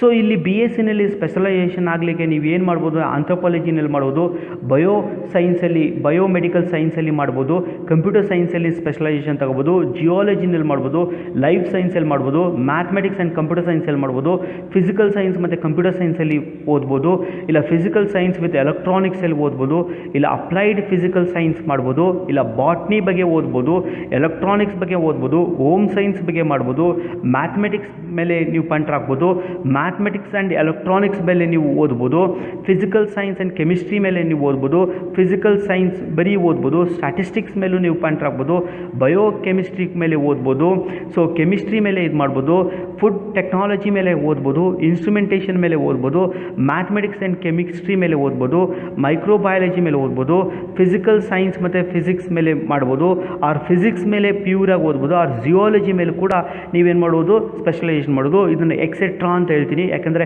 ಸಬ್ಜೆಕ್ಟ್ಗಳು ಇನ್ನೂ ತುಂಬ ಇದೆ, ಎಂಡ್ಲೆಸ್ ಇದೆ ಸೈನ್ಸಲ್ಲಿ. ಒಂದೊಂದು ಟಾಪಿಕಲ್ಲೂ ಕೂಡ ನೀವೇನು ಮಾಡ್ಬೋದು ಸ್ಪೆಷಲೈಸೇಷನ್ ಮಾಡ್ತಾ ಹೋಗ್ಬೋದು. ಸೊ ಸ್ಪೆಷಲೈಸೇಷನ್ ಯಾವ ಟಾಪಿಕಲ್ಲಿ ಆಗ್ತೀರಾ ಆ ಒಂದು ಪರ್ಟಿಕ್ಯುಲರ್ ಟಾಪಿಕಲ್ಲಿ ನೀವೇನು ಮಾಡೋದು ಕೆಲಸನ ಹುಡಿಕೊಂಡು ಹೋಗಬೇಕಾಗತ್ತೆ. ಸೊ ನಾನು ಮೈಕ್ರೋಬಯಾಲಜಿನ ಓದ್ತೀನಿ ಅಂತಂದರೆ ನಾನು ಮೈಕ್ರೋಬಯಾಲಜಿನಲ್ಲಿ ಸೂಕ್ಷ್ಮಾಣು ಜೀವದಲ್ಲೇ ನಾನೇನು ಮಾಡಬೇಕು ಕೆಲಸನ ಹುಡುಕ್ತಾ ಹೋಗಬೇಕು. ಸೊ ಆ ಥರ ನಾನು ಯಾವ ಪರ್ಟಿಕ್ಯುಲರ್ ಇದರಲ್ಲಿ ನಾನು ಟಾಪಿಕ್ ಮಾಡ್ತೀನಿ, ಬಯೋಟೆಕ್ನಾಲಜಿ ಮಾಡ್ತಾ ಇದ್ದೀನಿ, ಸೊ ಟೆಕ್ನಿಕಲ್ ಬಯೋಟೆಕ್ನಾಲಜಿ ಮೇಲೆ ಓದಬೇಕು. ಸೊ ಬಯೋಮೆಡಿಕಲ್ ಸೈನ್ಸ್ ಮೇಲೆ ಮಾಡ್ತಂದ್ರೆ ಮೆಡಿಕಲ್ ಸೈನ್ಸಲ್ಲಿ ನಾನು ಏನು ಮಾಡ್ಬೋದು ಕೆಲಸನ ಹುಡುಕೊಂಡು ಹೋಗಬೇಕು. ಸೊ ಈ ಥರ ಓದಲಿಕ್ಕೆ ಅವಕಾಶ ಇದೆ. ಕಂಪ್ಯೂಟರ್ ಸೈನ್ಸ್ ಮೇಲೆ ಮಾಡ್ತೀನಿ, ಕಂಪ್ಯೂಟರ್ಸಲ್ಲಿ ನೀವು ಕೆಲಸಕ್ಕೆ ಹೋಗ್ಬೋದು. ಸೈಬರ್ ಸೆಕ್ಯೂರಿಟಿ ಮೇಲೆ ಮಾಡ್ತೀನೋ, ಡೇಟಾ ಸೈನ್ಸ್ ಮೇಲೆ ಮಾಡ್ತೀನೋ, ಕಂಪ್ಯೂಟರ್ ಅಪ್ಲಿಕೇಶನ್ಸ್ ಮಾಡ್ತೀನೋ, ಸಾಫ್ಟ್ವೇರ್ ಇಂಜಿನಿಯರ್ಸ್ಗಳೋ ಇಲ್ಲ ಡೇಟಾ ಸೈಂಟಿಸ್ಟ್ ಆಗಲಿಕ್ಕೋ ಅವಕಾಶಗಳಿದೆ. ಸೊ ಇಲ್ಲಿ ನಾವು ಓದುವಾಗ ನೀವೇನು ಮಾಡ್ಬೋದು ಅಂದರೆ ಹೈಯರ್ ಎಜುಕೇಷನ್, ಹೈಯರ್ ಸ್ಟಡೀಸ್ಗೆ ಹೋಗ್ಬೋದು, ಟ್ರೈನಿಂಗ್ ಮತ್ತು ಸಪೋರ್ಟ್ ಮಾಡ್ಬೋದು ಇನ್ಸ್ಟಿಟ್ಯೂಷನ್ ಮತ್ತು ಯೂನಿವರ್ಸಿಟಿಗಳಲ್ಲಿ, ರಿಸರ್ಚ್ ಮತ್ತು ಅಕಾಡೆಮಿಷಿಯನ್ಸ್ ಆಗ್ಬೋದು, ನೀವು ಸಿಸ್ಟಮ್ ಅನಲಿಸ್ಟ್ ಆಗ್ಬೋದು ಇನ್ನು ಸ್ಟೇಟಲ್ಲಿ ಮತ್ತು ಸೆಂಟ್ರಲ್ ರಿಸರ್ಚ್ ಆರ್ಗನೈಸೇಷನಲ್ಲಿ ಪ್ಯೂರ್ ಸೈನ್ಸ್ ಓದಿದಾಗ. ಸೊ ಕನ್ಸಲ್ಟೆನ್ಸಿ ಮಾಡ್ಬೋದು ಸಾಫ್ಟ್ವೇರ್ ಫರ್ಮ್ಸ್ಗಳಲ್ಲಿ, ಕ್ವಾಲಿಟಿ ಅಶ್ಯೂರೆನ್ಸಿ ಮತ್ತು ಟೆಸ್ಟಿಂಗ್ ಇನ್ ಪಬ್ಲಿಕ್ ಮತ್ತು ಪ್ರೈವೇಟ್ ಸೆಕ್ಟರ್ಸಲ್ಲಿ ಆಗ್ಬೋದು, ಅಪ್ಲಿಕೇಶನ್ ಮತ್ತು ಕಸ್ಟಮರೈಸೇಷನ್ ಮತ್ತು ಡೆವಲಪ್ಮೆಂಟಲ್ಲಿ ಕೆಲಸ ತಗೋಬೋದು. ನೀವು BSc ಮಾಡು ಕೂಡ ಆ ಕಂಪ್ಯೂಟರ್ ಅಪ್ಲಿಕೇಶನ್ಸ್ನ ಮಾಡಿ ಕೂಡ ನೀವೇನು ಮಾಡೋದು ನಿಮ್ಮದೇ ಆದ ಒಂದು ಸ್ಟಾರ್ಟ್ ಮಾಡ್ಬೋದು, ಓನ್ ವೆಂಚರ್ಸ್ಗಳನ್ನ ಮಾಡ್ಬೋದು, ಓನ್ ವೆಂಚರ್ಸ್ಗಳನ್ನ ಸ್ಟಾರ್ಟ್ ಮಾಡಲಿಕ್ಕೆ ಅವಕಾಶ ಇದ್ದಾವೆ. ಸೊ ಇದೆಲ್ಲ ಮಾಡಿಕೊಂಡು ನೀವು ಏನು ಮಾಡ್ಬೋದು ಡೆವಲಪ್ ಆಗ್ಬೋದು. ಸೊ BSc ಮಾಡಿಕೊಂಡು ಇದೆಲ್ಲ ಕೆಲಸ ಮಾಡಲಿಕ್ಕೆ ಅವಕಾಶ ಇದೆ. ಸ್ನೇಹಿತರೆ, ಜನರಲ್ ಡಿಗ್ರಿ ಓದುವಾಗ ಬರೀ ನೀವು ಅದನ್ನು ಮಾತ್ರ ಅಲ್ಲ, ಈವನ್ ನಾನು ಕೆರಿಯರ್ನ ಡಿಸೈನರ್ ಆಗೋ, ಫೈನ್ ಆರ್ಟಲ್ಲೋ, ಕ್ರಿಯೇಟಿನೋ, ವಿಷುವಲ್ಲೋ, ಅಪ್ಲೈಡ್ ಆರ್ಟ್ಗಳು ಕೂಡ ನೀವು ಕೆರಿಯರ್ ಡಿಸೈನ್ ಇದು ಮಾಡ್ಕೋಬೋದು. ಸೊ ಡಿಸೈನ್ ಆರ್ಟ್ ಅಂತ ಇದೆ, ಫೈನ್ ಆರ್ಟ್ ಅಂತಿದೆ, ಕ್ರಿಯೇಟಿವ್ ಆರ್ಟ್ ಅಂತಿದೆ, ವಿಷುವಲ್ ಆರ್ಟ್ ಅಂತಿದೆ, ಅಪ್ಲೈಡ್ ಆರ್ಟ್ ಅಂತ ಇದೆ. ಸೊ ಆರ್ಟ್ ಈ ಥರ ಒಂದು ಆಸಕ್ತಿ ಇದೆ ನನಗೆ. ಒಂದು ಮಗುಗೆ ಆ್ಯಪ್ಟಿಟ್ಯೂಡ್ನ ಟೆಸ್ಟ್ ಮಾಡುವಾಗ ಅವನು ಯಾವುದರಲ್ಲಿ ಮುಂದುವರಿಲಿಕ್ಕೆ ಇಷ್ಟಪಡ್ತಾನೆ ಅಂತ ನೋಡ್ಕೋಬೇಕು. ಅದರಲ್ಲಿ ನೀವು ಎಂಕರೇಜ್ ಮಾಡಿದ್ರೆ ಖಂಡಿತವಾಗ್ಲೂ ಆ ಮಗು ತುಂಬ ಹೆಸರು ಮಾಡಲಿಕ್ಕೆ ಸಾಧ್ಯ ಆಗಿದೆ. ಸೊ ಅದನ್ನು ನಾವು ಡಿಸೈನಿಂಗ್ ಅಲ್ಲಿ ನಾವು ಫೈನ್ ಆರ್ಟಲ್ಲೋ ಇಲ್ಲ ಕ್ರಿಯೇಟಿವ್ನಲ್ಲೋ, ವಿಷುವಲ್ಲೋ ಇಲ್ಲ ಅಪ್ಲೈಡ್ ಆರ್ಟಲ್ಲಿ ನಾವು ಕೆಲಸ ಮಾಡ್ತೀನಿ ಅಂದರೆ ಓದಬೇಕಾಗಿರೋದು ಏನಪ್ಪ ಅಂದರೆ ಬ್ಯಾಚುಲರ್ ಆಫ್ ಇಂಟೀರಿಯರ್ ಡಿಸೈನ್ ಓದಬೇಕು, ಇಲ್ಲಾಂದರೆ ಬ್ಯಾಚುಲರ್ ಆಫ್ ಡಿಸೈನ್ ಓದಬೇಕು, ಇಲ್ಲಾಂದರೆ ಬ್ಯಾಚುಲರ್ ಆಫ್ ಫೈನ್ ಆರ್ಟ್ ಬಗ್ಗೆ ಓದಬೇಕು, ಇಲ್ಲಾಂದರೆ ಬ್ಯಾಚುಲರ್ ಆಫ್ ವಿಷುವಲ್ ಆರ್ಟ್ ಬಗ್ಗೆ ಓದಬೇಕು, ಇಲ್ಲಾಂದರೆ ಬ್ಯಾಚುಲರ್ ಆಫ್ ಕ್ರಿಯೇಟಿವ್ ಆರ್ಟ್ನ ಓದಬೇಕು. ಸೊ ಯಾವುದಾದ್ರೂ ಸರಿನೇ ಕೋರ್ಸ್ನ ತೊಗೊಂಡು ಓದಬೇಕು. ಇದು ಕೂಡ PUC ಆದ ನಂತರ ಓದೋ ಅಂಥದ್ದು. ಸೊ ಇದರಲ್ಲಿ ಸ್ಪೆಷಲೈಸೇಷನ್ ಕೂಡ ಮಾಡ್ಕೋಬೇಕಾಗುತ್ತೆ. ಯಾವುದರಲ್ಲಿ ಸ್ಪೆಷಲೈಸೇಷನ್ ಮಾಡ್ಕೋತೀರಾ ಅದರಲ್ಲಿ ನೀವು ಇದು ಮಾಡ್ಕೋತೀರಾ. ಅಪ್ರೈಸಲ್ಲಿ ಮಾಡ್ತೀರಾ, ಫ್ಯಾಷನಲ್ಲಿ ಮಾಡ್ತೀರಾ, ಇಂಡಸ್ಟ್ರಿಯಲ್ಲಿ ಮಾಡ್ತೀರಾ, ಲೈಫ್ ಸ್ಟೈಲ್ ಆಕ್ಸೆಸರೀಸಲ್ಲಿ ಮಾಡ್ತೀರಾ, ಟೆಕ್ಸ್ಟೈಲಲ್ಲಿ ಮಾಡ್ತೀರಾ, ಆಟೋಮೊಬೈಲಲ್ಲಿ ಮಾಡ್ತೀರಾ, ಫರ್ನಿಚರ್ಸಲ್ಲಿ ಮಾಡ್ತೀರಾ, ಇಂಟೀರಿಯರ್ ಮಾಡ್ತೀರಾ, ಲೆದರ್ ಮಾಡ್ತೀರಾ, ಟಾಯ್ ಮಾಡ್ತೀರಾ, ಸಿರಾಮಿಕ್ ಬಗ್ಗೆ ಮಾಡ್ತೀರಾ, ಗೇಮ್ ಬಗ್ಗೆ ಮಾಡ್ತೀರಾ, ಜ್ಯುವೆಲರಿ ಮತ್ತು ಮೆಟಲ್ ಸಿಮ್ಯಾಟಿಕ್ ಬಗ್ಗೆ ಮಾಡ್ತೀರಾ, ಫೋಟೋಗ್ರಫಿ ಬಗ್ಗೆ ಮಾಡ್ತೀರಾ, ಎಕ್ಸಿಬಿಷನ್ ಬಗ್ಗೆ ಮಾಡ್ತೀರಾ, ಗ್ರಾಫಿಕ್ಸ್ ಬಗ್ಗೆ ಮಾಡ್ತೀರಾ, ನೈಟ್ ವೇರ್ ಬಗ್ಗೆ ಮಾಡ್ತೀರಾ, ಪ್ರಾಡಕ್ಟ್ಸ್ ಬಗ್ಗೆ ಮಾಡ್ತೀರಾ ಅಂತ ನೋಡ್ಕೋಬೇಕು. ಯಾವ ಪರ್ಟಿಕ್ಯುಲರ್ ಏರಿಯಾದಲ್ಲಿ ನೀವು ಸ್ಪೆಷಲೈಸೇಷನ್ ಆಗ್ತೀರಾ ಆ ಪರ್ಟಿಕ್ಯುಲರ್ ಏರಿಯಾದಲ್ಲಿ ಡಿಸೈನ್ ಆಗ್ತೀರಾ. ಆ್ಯಂಡ್ ನೆನಪಿಟ್ಕೊಳ್ಳಿ, ಈ ಡಿಸೈನ್ ಇದನ್ನ ಮಾಡೋದಕ್ಕಿಂತನೂ ಇದು ಆ್ಯಕ್ಚುಲಿ ಹವ್ಯಾಸ ಅಂತಲೂ ಮಾಡ್ಕೊಂಡಿರ್ತೀವಿ. ಬೇರೆ ಯಾವುದೋ ಸಬ್ಜೆಕ್ಟ್ ಓದಿರ್ತೀವಿ, ಬೇರೆ ಸಬ್ಜೆಕ್ಟ್ ಓದ್ಕೊಂಡು ಕೂಡ ಸೈಡಲ್ಲಿ ನಾವೇನು ಮಾಡ್ತೀವಿ ಈ ಕೋರ್ಸ್ಗಳನ್ನ ಮಾಡ್ಕೊಂಡಿರ್ತೀವಿ. ಮಾಡ್ಕೊಂಡು ಕೂಡ ಪ್ರವೃತ್ತಿಗಳು ನಾವು ಮಾಡಿಕೊಂಡ್ರೆ ಅದರಲ್ಲೂ ಕೂಡ ನಾವು ಡೆವಲಪ್ ಆಗಲಿಕ್ಕೆ ಸಾಧ್ಯ ಇದೆ. ಎಷ್ಟೊಂದು ಜನ ಪ್ರವೃತ್ತಿ ಮಾಡಿಕೊಂಡೇ ಕೆಲಸ ಮಾಡಿದ್ದಾರೆ. ವೃತ್ತಿಯಲ್ಲಿ ನೇಮ್ ಮಾಡಲ್ಲ, ಪ್ರವೃತ್ತಿನಲ್ಲಿ ಅವ್ರು ನೇಮ್ ಮಾಡ್ತಾರೆ. ಈ ಪ್ರವೃತ್ತಿ ಎಲ್ಲಿದೆ ಅಂದರೆ ಈ design, fine art, creative, visual, applied ಆರ್ಟಲ್ಲೇ ಬರ್ತದೆ. ಅವನಿಗೆ ಆಸಕ್ತಿ ಇರ್ತದೆ. ಆದರೆ ಅವನ ಪೇರೆಂಟ್ಸ್ ಏನು ಮಾಡ್ತಾರೆ, ಫೋರ್ಸ್ ಮಾಡಿ ಬೇರೆ ಯಾವುದೋ ಕೋರ್ಸ್ಗೆ ಓದಿರ್ತಾರೆ. ಬಟ್ ಅದು ಅವ್ನು ಮರೆಯಲ್ಲ, ಅದನ್ನ ಮಾಡ್ತಾ ಇರ್ತಾನೆ. ಅದನ್ನ ಹವ್ಯಾಸವಾಗಿ ಇಟ್ಕೊಂಡ್ಬಿಟ್ರೆ ಅದು ಪ್ರವೃತ್ತಿಯಾಗಿ ತೊಗೊಂಡು ನೇಮ್ ಮಾಡಿರೋಂಥ ಎಷ್ಟೋ ಜನ ಸಿಗ್ತಾರೆ ನಿಮಗೆ. ಸೊ ಇದರಲ್ಲಿ ನಿಮಗೆ ಕೆರಿಯರ್ ಏನೆಲ್ಲ ಮಾಡ್ಬೋದು ಡಿಸೈನ್ ಆರ್ಟ್ ಅಂದರೆ, ಕನ್ಸಲ್ಟಿಂಗ್ ಮಾಡ್ಬೋದು, ಅಡ್ವರ್ಟೈಸಿಂಗ್ ಫಿಲಮ್ಸ್ಗಳಲ್ಲಿ, ಟೆಲಿವಿಷನಲ್ಲೋ, ಆರ್ಟ್ ಇಂಡಸ್ಟ್ರಿಲೋ ಆಗ್ಬೋತ್ರ. ಇಲ್ಲಾಂದರೆ ಜಾಯಿನ್ ಮಾಡ್ಬೋದು ಕ್ರಿಯೇಟಿವ್ ಡಿಪಾರ್ಟ್ಮೆಂಟಲ್ಲಿ, ಅದು ಯಾವುದಪ್ಪ ಅಂದ್ರೆ ಮ್ಯಾಗ್ಝಿನ್ಸ್ಗಳಲ್ಲೋ, ಅಡ್ವರ್ಟೈಸಿಂಗ್ ಏಜೆನ್ಸಿನಲ್ಲೋ, ನ್ಯೂಸ್ ಪೇಪರ್ಸಲ್ಲೋ, ಪಬ್ಲಿಷಿಂಗ್ ಹೌಸಲ್ಲೋ, ಟೆಕ್ಸ್ಟೈಲ್ ಇಂಡಸ್ಟ್ರಿಯಲ್ಲಿ ಕೆಲಸಕ್ಕೆ ಸೇರ್ಕೋಬೋದು. ನೀವೇ ಒಂದು ಸ್ಟಾರ್ಟ್ ಮಾಡ್ಬೋದು, ಓನ್ ವೆಂಚೂರ್ ಮಾಡ್ಬೋದು, ಡಿಸ್ಪ್ಲೇ ಮಾಡ್ಬೋದು ಇವರು ವರ್ಕ್ ಇನ್ ಎಕ್ಸಿಬಿಷನಲ್ಲಿ, ಮ್ಯೂಸಿಯಮ್ಸಲ್ಲಿ, ಪ್ರೈವೇಟ್ ಆರ್ಟಲ್ಲಿ, ಗ್ಯಾಲರಿಗಳಲ್ಲಿ, ಥಿಯೇಟರ್ಗಳಲ್ಲಿ, ಬಕೆಟ್ಗಳಲ್ಲಿ, ಸ್ಟುಡಿಯೋಗಳಲ್ಲಿ ನೀವೇನು ಮಾಡ್ಬೋದು, ನಿಮ್ಮದೇ ಆರ್ಟ್ ನೀವೇ ಮಾಡಿರೋಂಥದ್ದನ್ನ ಡೆಮೋಸ್ ಮಾಡ್ಬೋದು. ಅಲ್ಲಿ ನಿಮಗೆ ನೇಮ್ ಮಾಡ್ಬೋದು, ಹಣ ಕೂಡ ಮಾಡಲಿಕ್ಕೆ ಅವಕಾಶ ಇದೆ. ಸೊ ಇಲ್ಲಿ ಗೌರ್ಮೆಂಟ್ ಆರ್ಗನೈಸೇಷನ್ ಕೂಡ ಮಾಡ್ಬೋದು. ಆ್ಯಸ್ ಎ ಆರ್ಟಿಸ್ಟ್ ಆಗಿ, ಯಾರು ಫೋಟೋಗ್ರಾಫರ್ ಆಗಿ ಕೆಲಸಕ್ಕೆ ಸೇರ್ಬೋದು. ನೀವು ಫ್ಯಾಷನ್ ಹೌಸಸ್ಸಲ್ಲಿ, ಇಲ್ಲ ಟೆಲಿವಿಷನಲ್ಲಿ, ಫ್ಯಾಷನ್ ಇಂಡಸ್ಟ್ರೀಸಲ್ಲಿ ಕೂಡ ಕೆಲಸಕ್ಕೆ ಸೇರ್ಬೋದು. ಸೊ ಇದನ್ನು ಮಾಡಿಕೊಂಡು ನೀವು ಕೆಲಸಕ್ಕೆ ಇದು ಮಾಡ್ಬೋದು. ಸೊ ಇದರಲ್ಲಿ ಹೈಯರ್ ಸ್ಟಡೀಸ್ ಕೂಡ ಇದೆ, ಹೈಯರ್ ಸ್ಟಡೀಸು ಕೂಡ ಮಾಡಲಿಕ್ಕೆ ಸಾಧ್ಯ ಇದೆ. ಸೊ ರಿಸರ್ಚ್ ಮತ್ತು ಅಕಾಡೆಮಿಷಿಯನ್ಸ್ ಕೂಡ ಆಗ್ಬೋದು. ಆ್ಯಂಡ್ ಮೀಡಿಯಾ ಮತ್ತು ಪಬ್ಲಿಕ್ ರಿಲೇಷನ್ಸಲ್ಲಿ ಕೂಡ ನಿಮಗೆ ಆಸಕ್ತಿ ಇದ್ದರೆ ಕೆಲಸ ಮಾಡ್ಬೋದು. ಸೊ ನೀವು ಒಮ್ಮೆ ನೀವೇನಾದರೂ design, fine art, creative art, visual, applied art ನಾವು ಓದ್ತೀನಿ ಅಂತಂದರೆ ನೀವು ಈ ರೀತಿಯಲ್ಲಿ ಕೆರಿಯರ್ನ ಬಿಲ್ಡ್ ಮಾಡ್ಕೊಳ್ಳೋಕ್ಕೆ ಅವಕಾಶಗಳಿದ್ದಾವೆ.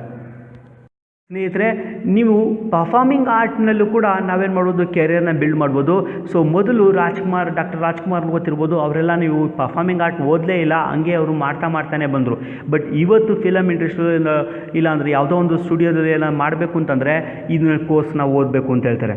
ಸೊ ಈ ಪರ್ಫಾರ್ಮಿಂಗ್ ಆರ್ಟ್ನ ಓದಬೇಕು ಅಂದರೆ ಬ್ಯಾಚುಲರ್ ಆಫ್ ಪರ್ಫಾರ್ಮಿಂಗ್ ಆರ್ಟ್ ಅಂತ ಇದೆ, ಇಲ್ಲಾಂದರೆ BA ಇನ್ ಪರ್ಫಾರ್ಮಿಂಗ್ ಆರ್ಟ್ ಅಂತ ಇದೆ. ಸೊ ಈ ಕೋರ್ಸ್ನ ನೀವು ಓದಬೇಕು. ಸೊ ಈ ಕೋರ್ಸ್ನ ಓದುವಾಗ ಸ್ಪೆಷಲೈಸೇಷನ್ ಏನಂದರೆ ಮ್ಯೂಸಿಕ್ಕು, ಡ್ಯಾನ್ಸು, ಥಿಯೇಟರ್ ಅಂತ ಕರಿತೀವಿ. ಸೊ ಇದ್ರ ಮೇಲೆ ನಾವೇನು ಮಾಡಬೇಕು, ಸ್ಪೆಷಲೈಸೇಷನ್ ಮಾಡಬೇಕಾಗುತ್ತೆ. ಸೊ ಒಮ್ಮೆ ನೀವು ಸ್ಪೆಷಲೈಸೇಷನ್ ಆಯಿತು ಅಂತಂದರೆ ನೀವು ಯಾವುದರಲ್ಲಿ ನೀವು ಕೆರಿಯರ್ನ ಇದು ಮಾಡೋದು ಅಂದರೆ ಆ್ಯಕ್ಟಿಂಗ್ ಇಂಡಸ್ಟ್ರೀಸಲ್ಲಿ ನೀವು ಕೆರಿಯರ್ನ ಬಿಲ್ಡ್ ಮಾಡೋದು, ಡ್ಯಾನ್ಸ್ ಮತ್ತು ಕೊರಿಯೋಗ್ರಫಿಕ್ ಇಂಡಸ್ಟ್ರಿನಲ್ಲಿ ನೇಮ್ ಮಾಡ್ಬೋದು, ಮ್ಯೂಸಿಕ್ ಮತ್ತು ಕಾಂಪೋಸಿಷನ್ ಇಂಡಸ್ಟ್ರೀಸಲ್ಲಿ ಹೋಗ್ಬೋದು, ಎಂಟರ್ಟೈನ್ಮೆಂಟ್ ಇಂಡಸ್ಟ್ರೀಸಲ್ಲಿ ಸೇರ್ಬೋದು, ಟ್ಯಾಲೆಂಟ್ ಮತ್ತು ಸೆಲೆಬ್ರಿಟೀಸ್ ಮ್ಯಾನೇಜ್ಮೆಂಟ್ ಬಿಸ್ನೆಸ್ಸಲ್ಲಿ ಸೇರ್ಕೋಬೋದು, ಸ್ಕಲ್ಪ್ಚರಿಂಗಲ್ಲಿ ಕೂಡ ನೀವು ಇದು ಮಾಡ್ಬೋದು. ನೆನಪಿಟ್ಕೊಳ್ಳಿ, ಇವತ್ತು ಈ ಒಂದು ವೃತ್ತಿ ಏನಿದೆ ಪರ್ಫಾರ್ಮಿಂಗ್ ಆರ್ಟು, ಅದು ಯಾರೂ ಓದ್ದೇ ಅದನ್ನ ಸುಮ್ಮನೆ ಹೋಗಿ ನೀವು ಫಿಲಮ್ ಇಂಡಸ್ಟ್ರೀಸಲ್ಲೋ ಇಲ್ಲಾಂದರೆ ಯಾವುದೋ ಧಾರಾವಾಹಿಗಳಲ್ಲಿ ಕೆಲಸ ಮಾಡ್ತಾ ಇದ್ದಾರೆ. ಸೊ ನೀವೇನಾದ್ರು ಓದ್ಬಿಟ್ಟು ಅಂತಂದರೆ ನೀವು ಮಾಡೋ ಅಂಥದ್ದು ತುಂಬ ಸಕ್ಸಸ್ ಆಗುತ್ತೆ. ಆ್ಯಂಡ್ ಈ ಕೋರ್ಸ್ಗಳು ಏನಾಗ್ತಾ ಇದೆ ಅಂತಂದರೆ ಅದು ಬೇರೆ ಯಾವುದೋ ಕೋರ್ಸ್ ಓದಿರ್ತಾರೆ, ಅನ್ಫಾರ್ಚುನೇಟ್ಲಿ ಅವರು ಪ್ರವೃತ್ತಿಯಾಗಿ ತೊಗೊಂಡು ಇದೆಲ್ಲ ಸಕ್ಸಸ್ ಆಗ್ತಿದ್ದಾರೆ. ಬಟ್ ಪ್ರವೃತ್ತಿಯಾಗಿ ತೊಗೊಳ್ಳೋಕ್ಕಿಂತ ನೀವು ಮೊದಲೇ ಇದನ್ನೇ ಓದ್ಬಿಟ್ಟು ನೀವು ವೃತ್ತಿಯಾಗಿ ತೊಗೊಂಡ್ಬಿಟ್ರೆ ನೀವು ತುಂಬ ಚೆನ್ನಾಗಿ ಮೇಲೆ ಬರಲಿಕ್ಕೆ ಸಾಧ್ಯ ಆಗುತ್ತೆ. ಸೊ ಪರ್ಫಾರ್ಮಿಂಗ್ ಆರ್ಟ್ ಕೂಡ ನೀವು ಓದ್ಬೋದು. ಸೊ ಮಗುವನ್ನ ಸೇರಿಸುವಾಗ ಯಾವುದರಲ್ಲಿ ತುಂಬ ಚೆನ್ನಾಗಿ ಆಸಕ್ತಿ ಇದೆ ಅಂತ ನೋಡಿಕೊಂಡು ಸೇರಿಸೋದು ತುಂಬ ಇಂಪಾರ್ಟೆಂಟ್ ಆಗುತ್ತೆ. ಸ್ನೇಹಿತರೆ, 10th ಆದಮೇಲೆ ನಾನೇನಾದರೂ ಆರ್ಮಿನಲ್ಲಿ ಅಂದರೆ ನಮ್ಮ ಡಿಫೆನ್ಸ್ ಫೋರ್ಸಲ್ಲಿ ಕೆಲಸ ಮಾಡಬೇಕು ಅಂತಂದರೆ ಡಿಫೆನ್ಸ್ ಫೋರ್ಸಲ್ಲಿ ಕೂಡ ಕೆಲಸ ಮಾಡ್ಬೋದು. ಡಿಫೆನ್ಸ್ ಫೋರ್ಸಲ್ಲಿ ಮಾಡಬೇಕು ಅಂದರೆ ನ್ಯಾಷನಲ್ ಡಿಫೆನ್ಸ್ ಅಕಾಡೆಮಿಗೆ ಸೇರ್ಕೊಳ್ಬೋದು 10th ಆದಮೇಲೆ. ಸೊ ಇಂಡಿಯನ್ ಆರ್ಮಿಗಾದರೂ ಸೇರ್ಬೋದು, ಇಂಡಿಯನ್ ನೇವಿ ಆ್ಯಂಡ್ ನೇವಲ್ ಅಕಾಡೆಮಿಗಾದರೂ ಸೇರ್ಬೋದು, ಇಂಡಿಯನ್ ಏರ್ ಫೋರ್ಸ್ಗಾದರೂ ಸೇರ್ಬೋದು. ಆದರೆ ಇಲ್ಲಿ ಸೇರುವಾಗ ನೆನಪಲ್ಲಿ ಇಟ್ಕೊಳ್ಳಿ, ನಿಮ್ಮ ಏಜ್ ಎಷ್ಟಿರಬೇಕು ಅಂದರೆ 16 ವರ್ಷಕ್ಕಿಂತ ಜಾಸ್ತಿ ಆಗಿರ್ಬೋದು, 19 ವರ್ಷದೊಳಗೆ ಇರಬೇಕು. ನೀವು ಅಷ್ಟರೊಳಗಿದ್ದರೆ ಮಾತ್ರ ನಿಮ್ಮನ್ನು ತಗೊಳ್ತಾರೆ, ಇಲ್ಲಾಂದ್ರೆ ತಗೊಳ್ಳಲ್ಲ. ನೆನಪಿಟ್ಕೊಳ್ಳಿ, ಇದಕ್ಕೆ ಸೇರಬೇಕು ಅಂದರೆ ನಿಮ್ಮ ಹೈಟು ವೆಯ್ಟು ಎಲ್ಲ ತಗೊಳ್ತಾರೆ.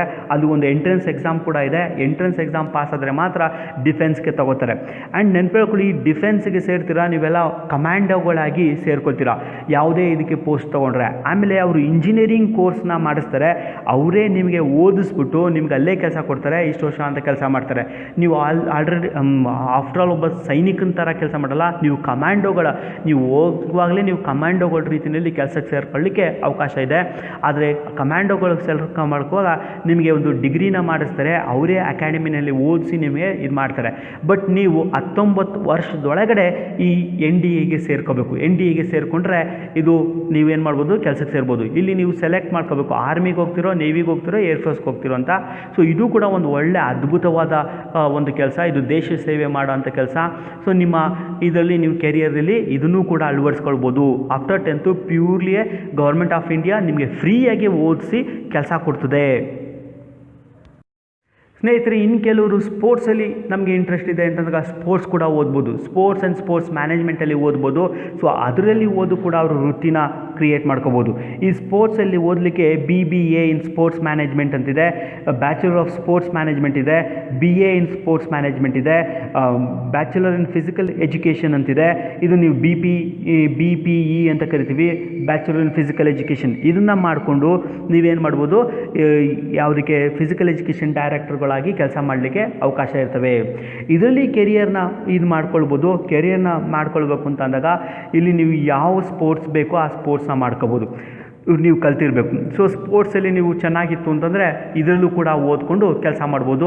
ಸೊ ಇಲ್ಲಿ ನಮ್ಮ ಕೆರಿಯರ್ಸ್ ಹೆಂಗಿತ್ತಂದರೆ ಮ್ಯಾನೇಜಿಂಗ್ ಸ್ಪೋರ್ಟ್ಸ್ ಟೀಮ್ನ ಮಾಡಲಿಕ್ಕೆ, ಅಥ್ಲೆಟ್ಸ್ ಮತ್ತು ಟೀಮ್ ಡೈರೆಕ್ಟರ್ಗಳಾಗಲಿಕ್ಕೆ, ಹೈಯರ್ ಎಜುಕೇಷನ್ ಮಾಡಿಕೊಂಡ್ರೆ ಮ್ಯಾನೇಜ್ಮೆಂಟ್ ಮಾಡ್ಬೋದು, ಸ್ಪೋರ್ಟ್ಸ್ ಏಜೆನ್ಸಿಗಳ ಜೊತೆ ಜಾಯ್ನ್ ಆಗ್ಬೋದು, ಆರ್ಗನೈಸೇಷನ್ ಮಾಡ್ಬೋದು, ಮಾರ್ಕೆಟಿಂಗ್ ಮತ್ತು ಪಬ್ಲಿಕ್ ರಿಲೇಷನ್ಸ್ ಬಗ್ಗೆ, ರಿಸರ್ಚ್ ಮತ್ತು ಅಕಾಡೆಮಿಕ್ಸ್ ಬಗ್ಗೆ ಮಾಡ್ಬೋದು. ಯಾವ ಸ್ಪೋರ್ಟ್ಸ್ ಆಡಿದ್ರೆ ಯಾವ ರೀತಿ ಆಗುತ್ತೆ, ಏನೇನು ಮಾಡಬೇಕು ಇಂಪ್ರೂವ್ಮೆಂಟ್ ಮಾಡೋದಂತಲೇ ಬ್ರ್ಯಾಂಡ್ ಮ್ಯಾನೇಜ್ಮೆಂಟ್ ಮಾಡ್ಬೋದು. ಟೂರ್ನಮೆಂಟಲ್ ಪ್ಲ್ಯಾನಿಂಗ್ ಮಾಡಲಿಕ್ಕೆ ಕೂಡ ನಿಮ್ಗೆ ಕೆಲಸ ಮಾಡ್ಬೋದು. ಪಾರ್ಕ್ ಮತ್ತು ರೀಕ್ರಿಯೇಷನ್ ಡಿಪಾರ್ಟ್ಮೆಂಟಲ್ಲಿ ಕೆಲಸ ಮಾಡ್ಬೋದು. ಸ್ಪೋರ್ಟ್ಸ್ ಪ್ರಮೋಷನ್ಸ್ಗಳಲ್ಲಿ ಕೆಲಸ ಮಾಡ್ಬೋದು. ರೆಸಾರ್ಟ್ ಮತ್ತು ಕ್ಲಬ್ ಮ್ಯಾನೇಜ್ಮೆಂಟ್ಗಳಲ್ಲಿ ನೀವು ಕೆಲಸ ಮಾಡ್ಬೋದು. ಯಾಕೆಂದರೆ ನಿಮಗೆ ಆ ಥರ ಒಂದು ಮ್ಯಾನೇಜ್ಮೆಂಟ್ನ, ಸ್ಪೋರ್ಟ್ಸ್ ಮ್ಯಾನೇಜ್ಮೆಂಟ್ನೇ ನೀವು ಟ್ರೈನ್ ಮಾಡಿರ್ತಾರೆ. ಸೊ ಈ ಸ್ಪೋರ್ಟ್ಸ್ ಮಾಡಿದವರು ಅಂದರೆ BPE ಅಂತ ಕರಿತೀವಿ, ಬ್ಯಾಚುಲರ್ ಆಫ್ ಫಿಸಿಕಲ್ ಎಜುಕೇಷನ್ ಮಾಡಿದವರು ಈ ರೀತಿಯಲ್ಲಿ ಕೆಲಸಕ್ಕೆ ಹುಡುಕ್ಬೋದು. ನೀವು ಬರೀ ಒಂದು ಸ್ಕೂಲ್ಗೆ ಹೋಗಿ ಸ್ಪೋರ್ಟ್ಸ್ ಟೀಚರ್ ಆಗಲಿಕ್ಕೆ ಹೋಗಬೇಡಿ. ನೀವೇನು ಮಾಡಿ ಅಂದರೆ ಸ್ಪೋರ್ಟ್ಸ್ ಟೀಮ್ಗಳಲ್ಲಿ ಮ್ಯಾನೇಜರ್ ಆಗಲಿಕ್ಕೋ, ಅಥ್ಲೆಟ್ ಮತ್ತು ಟೀಮ್ ಡೈರೆಕ್ಟರ್ ಆಗಲಿಕ್ಕೋ, ಹೈಯರ್ ಎಜುಕೇಷನ್ ಮಾಡಲಿಕ್ಕೋ, ಇಲ್ಲ ಜಾಯ್ನ್ ಆಗೋಕ್ಕೆ ಸ್ಪೋರ್ಟ್ಸ್ ಏಜೆನ್ಸಿಗಳಲ್ಲೋ ಆರ್ಗನೈಸೇಷನ್ ಮಾಡೋ, ಮಾರ್ಕೆಟಿಂಗ್ ಮಾಡಲಿಕ್ಕೋ, ಪಬ್ಲಿಕ್ ರಿಲೇಷನಲ್ಲೋ, ಇಲ್ಲ ರಿಸರ್ಚ್ ಆ್ಯಂಡ್ ಅಕಾಡೆಮಿಕ್ಸಲ್ಲಿ ವರ್ಕ್ ಮಾಡೋಕ್ಕೆ, ಬ್ರ್ಯಾಂಡ್ ಮ್ಯಾನೇಜ್ಮೆಂಟ್ ಮಾಡಲಿಕ್ಕೆ, ಟೂರ್ನಮೆಂಟ್ ಪ್ಲ್ಯಾನಿಂಗ್ ಮಾಡಲಿಕ್ಕೆ, ಪಾರ್ಕ್ ಮತ್ತು ರೀಕ್ರಿಯೇಷನ್ ಡಿಪಾರ್ಟ್ಮೆಂಟ್ ಮಾಡಲಿಕ್ಕೆ, ಸ್ಪೋರ್ಟ್ಸ್ ಪ್ರಮೋಷನಲ್ಲಿ, ರೆಸಾರ್ಟ್ ಮತ್ತು ಕ್ಲಬ್ ಮ್ಯಾನೇಜ್ಮೆಂಟ್ಗಳಲ್ಲಿ ಕೆಲಸ ಹುಡುಕಿ. ನಿಮಗೆ ಖಂಡಿತವಾಗ್ಲೂ ವೇಕೆನ್ಸಿ ಇದ್ದಾವೆ. ಅಲ್ಲಿ ಕೆಲಸ ನೀವು ತಗೊಳ್ಬೋದು BPEd ಮಾಡ್ಕೊಂಡು ಕೂಡ. ಸೊ ನಿಮ್ಮ ಕೆರಿಯರು ಅಲ್ಲಿಂದನೂ ಕೂಡ ಮಾಡಲಿಕ್ಕೆ ಅವಕಾಶ ಇದೆ. ಸ್ನೇಹಿತರೆ, ಯಾವಾಗ ನಮಗೆ 10th ಸ್ಟ್ಯಾಂಡರ್ಡ್ ಆಗುತ್ತೆ, ಆಮೇಲೆ PUC ಆಗುತ್ತೆ, ಆಮೇಲೆ ನಮ್ಗೆ ಫರ್ದರ್ ಓದಲಿಕ್ಕಾಗಲ್ಲ, ಫೈನಾನ್ಷಿಯಲ್ ಪ್ರಾಬ್ಲಮಿಂದ ನನಗೆ ಇಮಿಡಿಯೇಟಾಗಿ ಕೆಲಸಕ್ಕೆ ಸೇರ್ಕೊಬಿಡ್ಬೇಕು ಅಂತ ಅಂದಾಗ ನಾವೇನು ಮಾಡೋದು, 10th ಆದ ಕೂಡಲೇ ನಾವು ITIಗೆ ಹೋಗ್ಬೋದು. ITI job oriented. ಅಲ್ಲಿ ಫಿಟ್ಟರು ಮತ್ತು ಕಂಪ್ಯೂಟರು, ಸಿವಿಲಲ್ಲಿ ಮೆಕ್ಯಾನಿಕಲ್ ಬಂದು ರೇಡಿಯೋ ಮತ್ತು TV, ಮೋಟಾರ್ ವೆಹಿಕಲ್ಲು, ಡಿಸೈನು ಮತ್ತು ಮೆರೈನಲ್ಲಿ, ಎಲೆಕ್ಟ್ರಾನಿಕ್ಸಲ್ಲಿ, ಪ್ಲಂಬರಲ್ಲಿ, ಸರ್ವೇನಲ್ಲಿ, ಎಲೆಕ್ಟ್ರಿಕಲಲ್ಲಿ, ಮೆಕ್ಯಾನಿಕಲ್ ಟೂಲ್ಸ್ಗಳಲ್ಲಿ, ವೆಲ್ಡರಲ್ಲಿ, ಫೈರ್ಮೆನ್ ಆಗಿ, ಕುಕ್ಕರಿಯಾಗಿ, ಪೇಂಟ್ ಟೆಕ್ನಾಲಜಿಗಳಲ್ಲಿ ನೀವೇನು ಮಾಡೋದು, ಓದ್ಕೋಬೋದು. ITI 2 ವರ್ಷ ಮಾಡ್ಕೊಂಬಿಟ್ರೆ 10th ಆದಮೇಲೆ ನೀವು ಧೈರ್ಯವಾಗಿ ಕೆಲಸಕ್ಕೆ ಹುಡುಕೊಂಡು ಹೋಗ್ಬೋದು. ಇದು ಟೆಕ್ನಿಕಲ್ ಕೋರ್ಸಸ್ಗಳು ಕೂಡ ಇದ್ದಾವೆ. ಇಲ್ಲ ನನಗೆ ಇದು ಯಾವುದೂ ಓದೋಕ್ಕಾಗಲ್ಲ ಅಂದರೆ ಫಾರ್ಮಸಿಟಿಕಲ್ ಕೂಡ ಮಾಡ್ಬೋದು. ಈ ಫಾರ್ಮಸಿಟಿಕಲ್ ಮಾಡಿಕೊಂಡ್ರೆ DLMT ಮಾಡ್ಕೋಬೋದು, DHFM ಮಾಡ್ಬೋದು, DOA ಮಾಡ್ಬೋದು, DOT ಮಾಡ್ಬೋದು, ಹೆಲ್ತ್ ಇನ್ಸ್ಪೆಕ್ಟರ್ ಆಗ್ಬೋದು, ಸ್ಯಾನಿಟರಿ ಇನ್ಸ್ಪೆಕ್ಟರ್ ಕೂಡ ಕೆಲಸ ಮಾಡ್ಕೊಳ್ಬೋದು. ಸೊ ಇದ್ಯಾವುದೂ ಇಲ್ಲ ಅಂತಂದರೆ ಇನ್ನೇನಕ್ಕೆ ಹೋಗ್ಬೋದು ಅಂದರೆ ಅದರಿಗೆ ಬ್ಯೂಟಿ ಮತ್ತು ಕಾಸ್ಮೆಟಿಕ್ಸ್ ಬಗ್ಗೆ ಓದ್ಬೋದು, ಜ್ಯುವೆಲರಿ ಡಿಸೈನ್ ಬಗ್ಗೆ ಮಾಡ್ಬೋದು, ಫ್ಯಾಷನ್ ಡಿಸೈನ್ ಬಗ್ಗೆ ಮಾಡ್ಬೋದು, ಫೋಟೋಗ್ರಾಫಿಕ್ಸ್ ಬಗ್ಗೆ ಓದು. 10th ಆದಮೇಲೆ ಇಮಿಡಿಯೇಟಾಗಿ ನೀವು ಈ ಥರ ಒಂದು ಕೋರ್ಸಸ್ಗಳು ಕೂಡ ಹೋಗಿ ನೀವು ಮಾಡ್ಬೋದು. ಇದಿಲ್ಲ ಅಂತ ಅಂದರೆ ನಾವೇನು ಮಾಡ್ಬೋದು ಅಂತಂದರೆ ಈ ಒಂದು ಇದು ಮಾಡಲಿಕ್ಕೆ ಸಾಧ್ಯ ಇದೆ. ಏನು, ಒಂದು ಮೆಡಿಕಲ್ ಇಂಜಿನಿಯರಿಂಗ್ ಆಗಲಿಲ್ಲ ಅಂತಂದರೆ ನಾವು ಟೀಚರ್ ಆಗಲಿಕ್ಕೆ ಸಾಧ್ಯ ಇದೆ. ಸೊ ಟೀಚರ್ ಆಗಲಿಕ್ಕೆ BEd ಮಾಡ್ಕೊಳ್ಬೋದು. ಆಮೇಲೆ BEd ಆದಮೇಲೆ DEd ಮಾಡ್ಬೋದು, MEd ಮಾಡ್ಬೋದು. ಆ ರೀತಿ ಲೈನಲ್ಲಿ ಕೂಡ ಹೋಗಲಿಕ್ಕೆ ಸಾಧ್ಯ ಇದೆ. ಸೊ ನಮಗೆ ಗ್ರ್ಯಾಜುಯೇಷನ್ ಲೆವೆಲ್ ಅಂತ ಬಂದಾಗ ಡಿಗ್ರಿ ಮಾಡಿ ಪೋಸ್ಟ್ ಗ್ರ್ಯಾಜುಯೇಷನ್ ಮಾಡಲಿಕ್ಕೂ ಎಲ್ಲ ಕೋರ್ಸ್ಗಳಲ್ಲೂ ಪೋಸ್ಟ್ ಗ್ರ್ಯಾಜುಯೇಷನ್ ಕೂಡ ಇದ್ದಾವೆ. ಪೋಸ್ಟ್ ಗ್ರ್ಯಾಜುಯೇಷನ್ ಆದಮೇಲೆ ಡಾಕ್ಟ್ರೇಟ್ ಲೆವೆಲ್ ಗಂಟ ಕೂಡ ನೀವು ಓದ್ಬೋದು. ಸೊ ಡಾಕ್ಟ್ರೇಟ್ ಲೆವೆಲ್ ಗಂಟ ಓದಿ ನೀವು ಕೆಲಸನ ತಗೊಳ್ಳಿಕ್ಕೆ ಅವಕಾಶ ಇದೆ. ಸೊ ಈ ರೀತಿ ನೀವು ಓದುವಾಗ ನಾನು ಯಾವ ಲೆವೆಲಲ್ಲಿ ಒಂದು ಡಿಗ್ರಿ ಓದ್ಬಿಟ್ಟೆ ಕೆಲಸಕ್ಕೆ ತಗೋತೀನಾ, ಇಲ್ಲ ಪೋಸ್ಟ್ ಗ್ರ್ಯಾಜುಯೇಷನ್ ಓದ್ಬಿಟ್ಟು ಕೆಲಸಕ್ಕೆ ತಗೋತೀನಾ, ಇಲ್ಲ PhD ಮಾಡಿಬಿಟ್ಟು ಒಂದು ರಿಸರ್ಚ್ ಮಾಡಿಬಿಟ್ಟು ಕೆಲಸಕ್ಕೆ ತಗೋತೀನಾ ಅನ್ನೋದು ನೀವು ತಿಳ್ಕೋಬೇಕು. ಆ ಬೇಸಿಸ್ ಮೇಲೆ ನೀವೇನು ಮಾಡಬೇಕು, ನಿಮ್ಮ ಕೆರಿಯರ್ನ ಬಿಲ್ಡ್ ಮಾಡ್ಕೊಳ್ಳಿಕ್ಕೆ ಅವಕಾಶ ಮಾಡ್ಕೊಳ್ಬೇಕು. ಸೊ ಆವಾಗಷ್ಟೇ ನೀವು ಕೆರಿಯರ್ನ ಬಿಲ್ಡ್ ಮಾಡಲಿಕ್ಕೆ ಸಾಧ್ಯ ಆಗ್ತಾ ಹೋಗುತ್ತೆ. ಸ್ನೇಹಿತರೆ, ಈ ಒಂದು ವಿಡಿಯೋದಲ್ಲಿ ನಾನು 10ನೇ ತರಗತಿ ಆದಮೇಲೆ ಮತ್ತು 12ನೇ ತರಗತಿ ಆದಮೇಲೆ ಏನೆಲ್ಲ ನೀವು ಓದ್ಬೋದು, ಯಾವ್ಯಾವೆಲ್ಲ ಕೋರ್ಸಸ್ ಇದ್ದಾವೆ, ಯಾವ್ಯಾವ ಥರ ಕೆಲಸನ ನಾವು ಹುಡಿಕೊಂಡು ಹೋಗಬೇಕು ಅನ್ನೋದ್ರ ಬಗ್ಗೆ ನಾನು ನೀಟಾಗಿ ನಿಮಗೆ ಎಕ್ಸ್ಪ್ಲೈನ್ ಮಾಡಿದ್ದೀನಿ. ಸೊ ನಿಮ್ಗೆ ನಿಜವಾಗ್ಲೂ ನಾನು ಎಕ್ಸ್ಪ್ಲೈನ್ ಮಾಡಿದ್ದು ನಿಮ್ಗೆ ಅರ್ಥ ಆಗಿದ್ದರೆ, ನಿಮ್ಗೆ ಇಷ್ಟ ಆಗಿದ್ದರೆ ಇದನ್ನ ಲೈಕ್ ಮಾಡಿ, ನಿಮ್ಮ ಸ್ನೇಹಿತರುಗಳಿಗೆ ಶೇರ್ ಮಾಡಿ. ಇದನ್ನು ಮತ್ತೆ ನಮ್ಮನ್ನು ರೀಚ್ ಮಾಡಬೇಕು ಅಂತಂದರೆ ನೀವು ಫೇಸ್ಬುಕ್ಕಲ್ಲಿ ರೀಚ್ ಆಗ್ಬೋದು, ಟೆಲಿಗ್ರಾಮಲ್ಲಿ ರೀಚ್ ಆಗ್ಬೋದು, ಇಮೇಲ್ ಐ ಡಿನಲ್ಲಿ ರೀಚ್ ಮಾಡ್ಬೋದು. ಸೊ ನಮಸ್ಕಾರ ಸ್ನೇಹಿತರೆ, ಮುಂದಿನ ವೀಡಿಯೋದಲ್ಲಿ ಮತ್ತೆ ನಾನು ನಿಮಗೆ ಸಿಗ್ತೀನಿ. ಸೊ ನಿಮ್ಮ ಕೆರಿಯರ್ನ ಬಿಲ್ಡ್ ಮಾಡ್ಕೊಳ್ಳಿಕ್ಕೆ ಸರಿಯಾಗಿ ಪ್ಲ್ಯಾನ್ನ ಮಾಡ್ಕೊಳ್ಳಿ. ಅಲ್ಲಿವರೆಗೂ ನಿಮಗೆ ಎಲ್ಲರಿಗೂ ಧನ್ಯವಾದಗಳು.